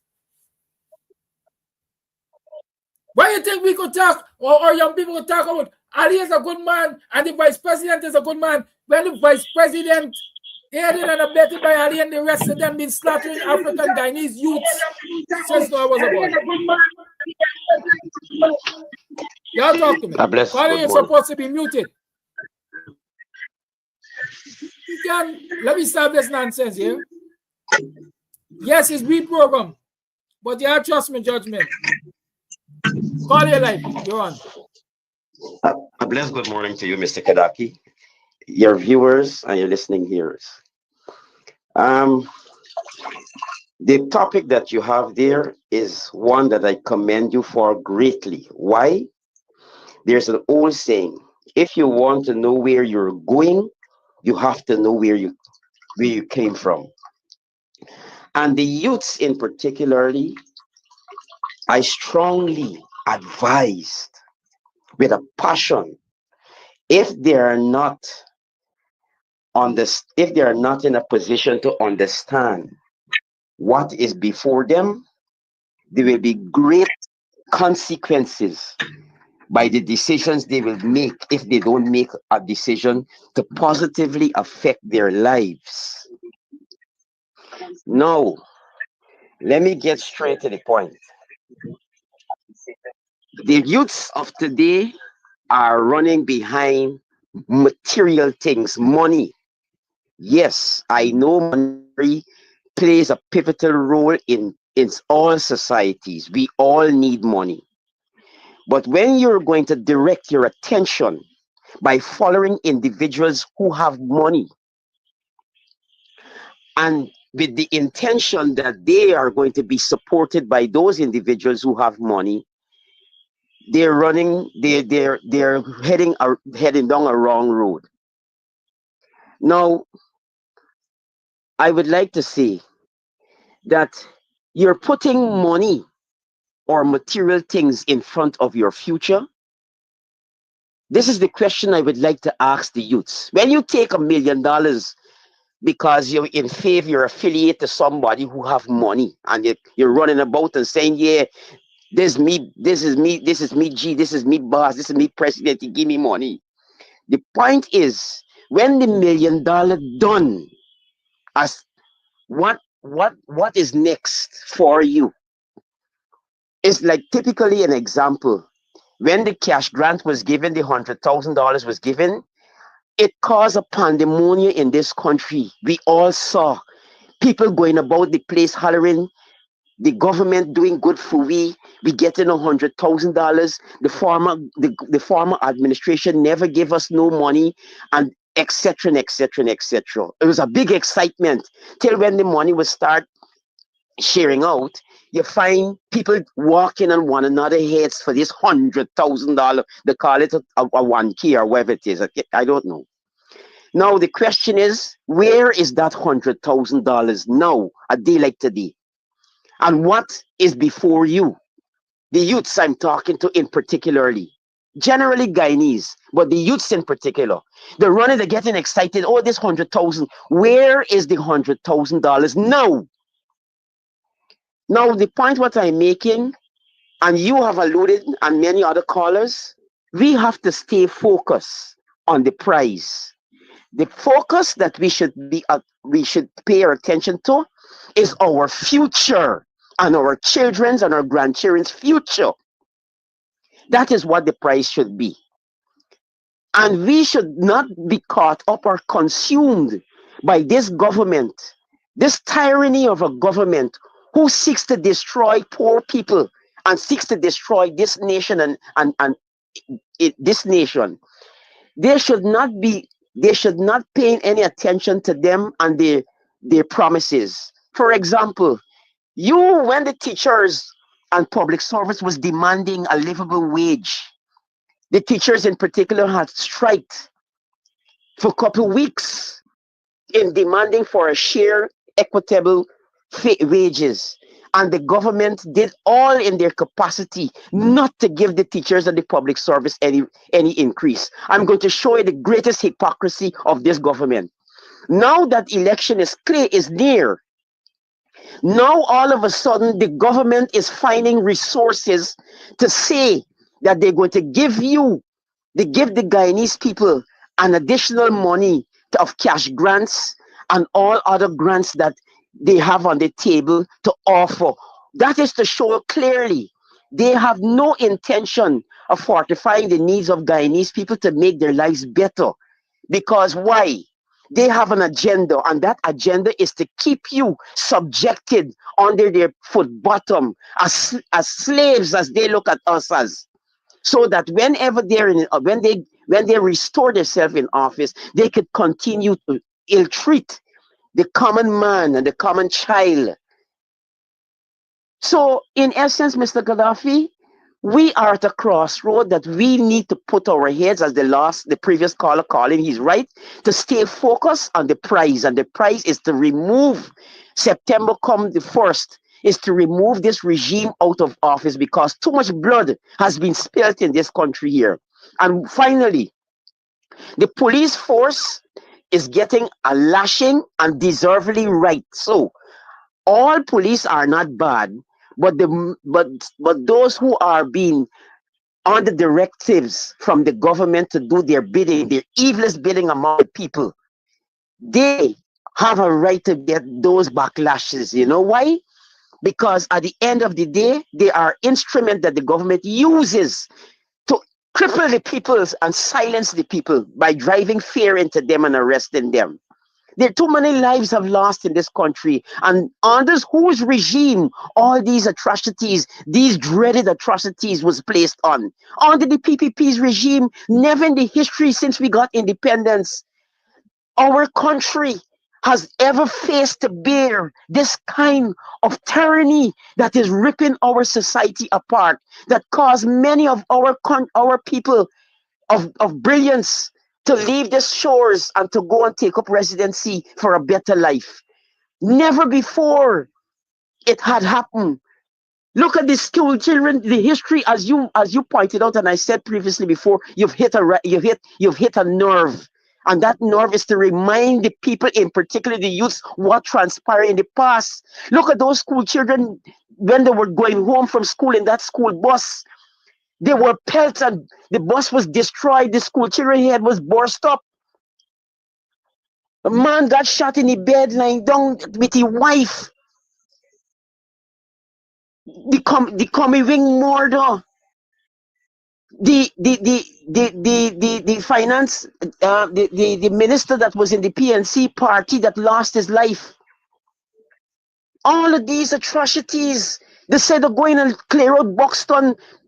Remember the Janet Jagan, who was the president, said she going to look as far as beyond. She could stand up for Georgetown and look straight through to Borbies.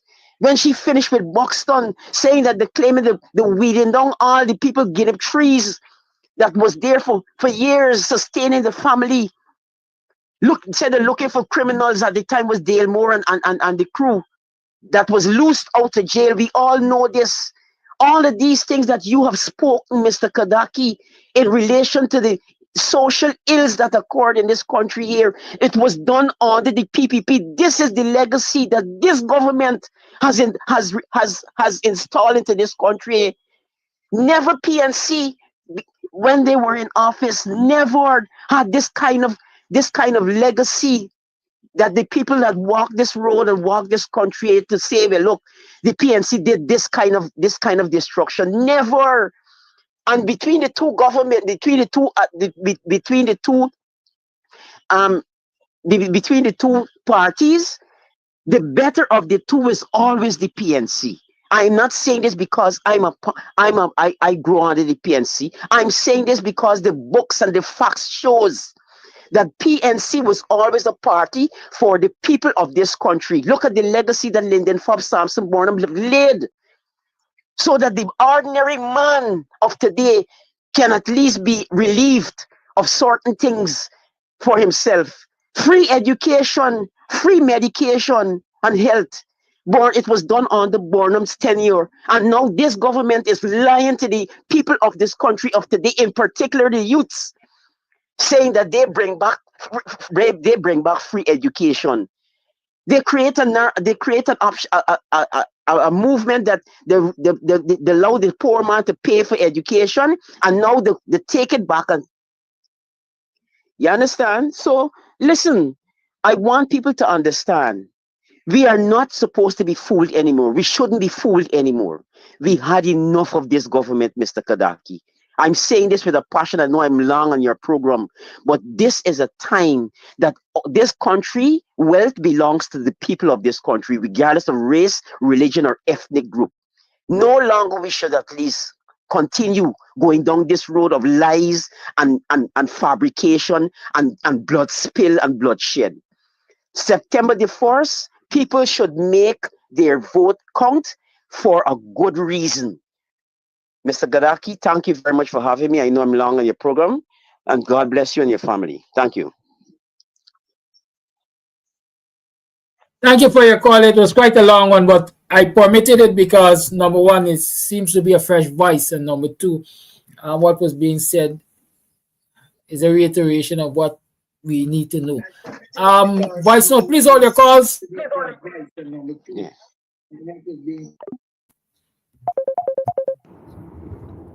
Good morning, Kadaki. I'm not no Christian, but the Bible says, woe unto the shepherd that lead my sheep astray. And all those pastors, they know what the PPP gives. They know the PPP are killing the youths out. And they're dragging the youths and taking them into the lion's den.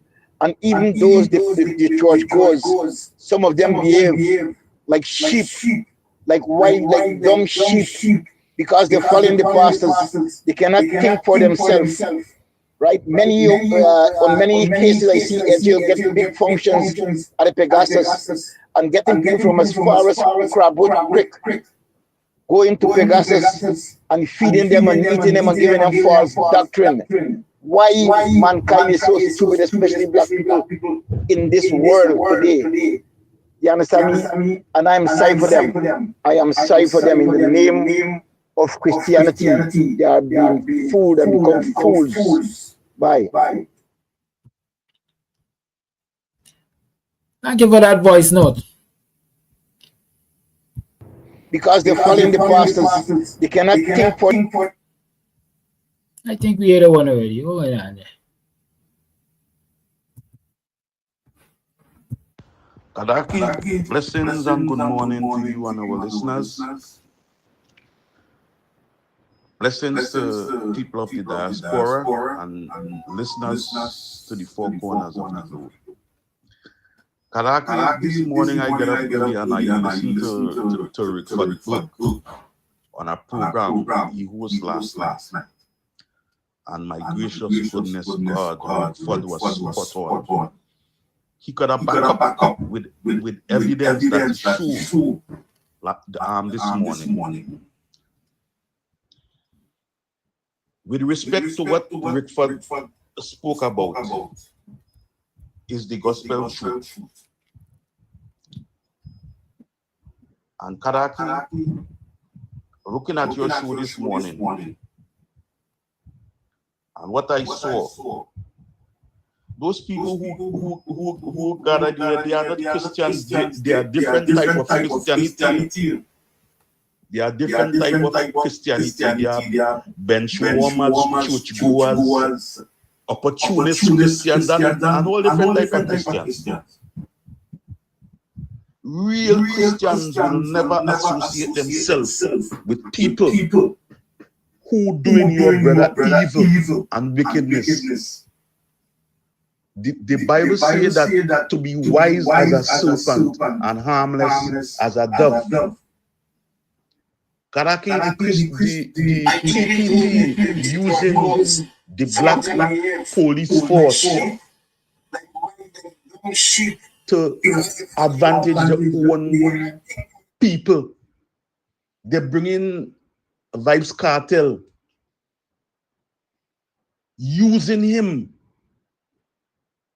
to destroy his people. Now they're using these so-called Christians to get in. But as I mentioned, the PPP could do what they want. They could try all kind of strategy. And that is to show you that they are in desperation mood. They are in panic mood. They're back against the wall. They could do whatever they want. I'm fearing. And I don't believe it have a God. I know it have a God. And you see this election here? This election here, the out. It ain't no if but no maybe. Why? You could do God people wickedness, but for how long? He will never allow them to continue to do his people evil and wickedness. The PPP had to go, and they know that. They are aware of that, and they're panicking. They have to go. It's not me say so, you know. It's God say that, and the writing on the wall. Karaki, them people do enough. They do enough. And they're thief enough. And they're racial enough. And they're wicked enough. Rickford show these state boards with everybody on the state board is coolie. You ain't see a black face. And all you're talking about national unity and one Guyana. But here the faster all you need is the better. Kakaraki, I'm out and listening. I am upset. All right, let's tell you a story. Simple story. I'll make it get blocked from TikTok. This last voice note that say Christians behave like sheep, they can't think with itself. TikTok block it. It says it's speech. So I am off of TikTok for a few days. But you know what I just realized today is the 9th of July. My birthday is in 3 days' time. What y'all doing, boy? Come now, let me celebrate. Y'all coming down by Twilight, let me get some beers and so. Why not? Come, let me drink 2 beer, man. It's 24 minutes past the 9 o'clock hour. I would love to continue this conversation. But we have time. We will continue these conversations, you know. I don't want you to just listen and comment. I want you to share. Share wide and far. Our young people need to understand what the PPP represents. And they also need to understand who were and still are the enablers of the PPP in their wickedness. Team Mohammed is no saint. Team Mohammed is no exception. Team Mohammed has been right and died for the PPP all along. Right? Let me show you all this image before I leave.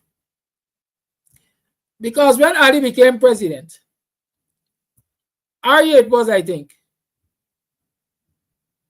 who published a photograph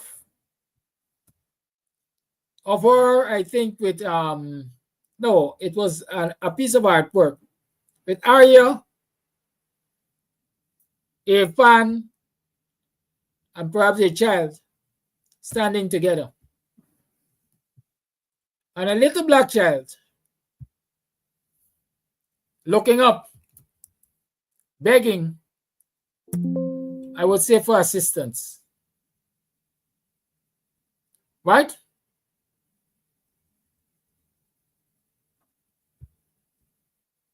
And here again, we criticized that, didn't we?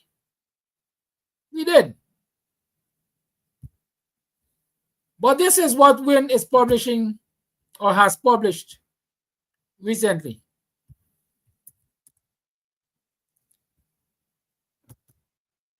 When we're going to stop these folks presenting our children with begging bowls?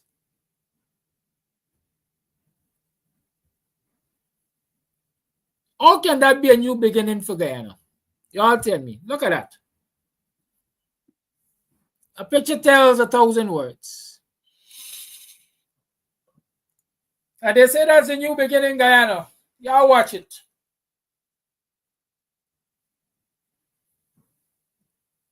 There's how the PPP see y'all, there's how Jagio see y'all, there's how Ali see y'all, and there's how there's how Mohammed see y'all. Y'all have a good day. Much love. Respect and manners. Remember to send something in the Cash App, in the Zelle, on the MMG, and so on and so forth. Well, we gotta celebrate me too, you know. My birthday is in 3 days' time. Let's make it good. I intend to share out some goodies to the children. I ain't think I will a big party this year, so I'm just going to go mobile, go into some sections of the community and so on, and distribute stuff to the children. Y'all have a good day. Much love.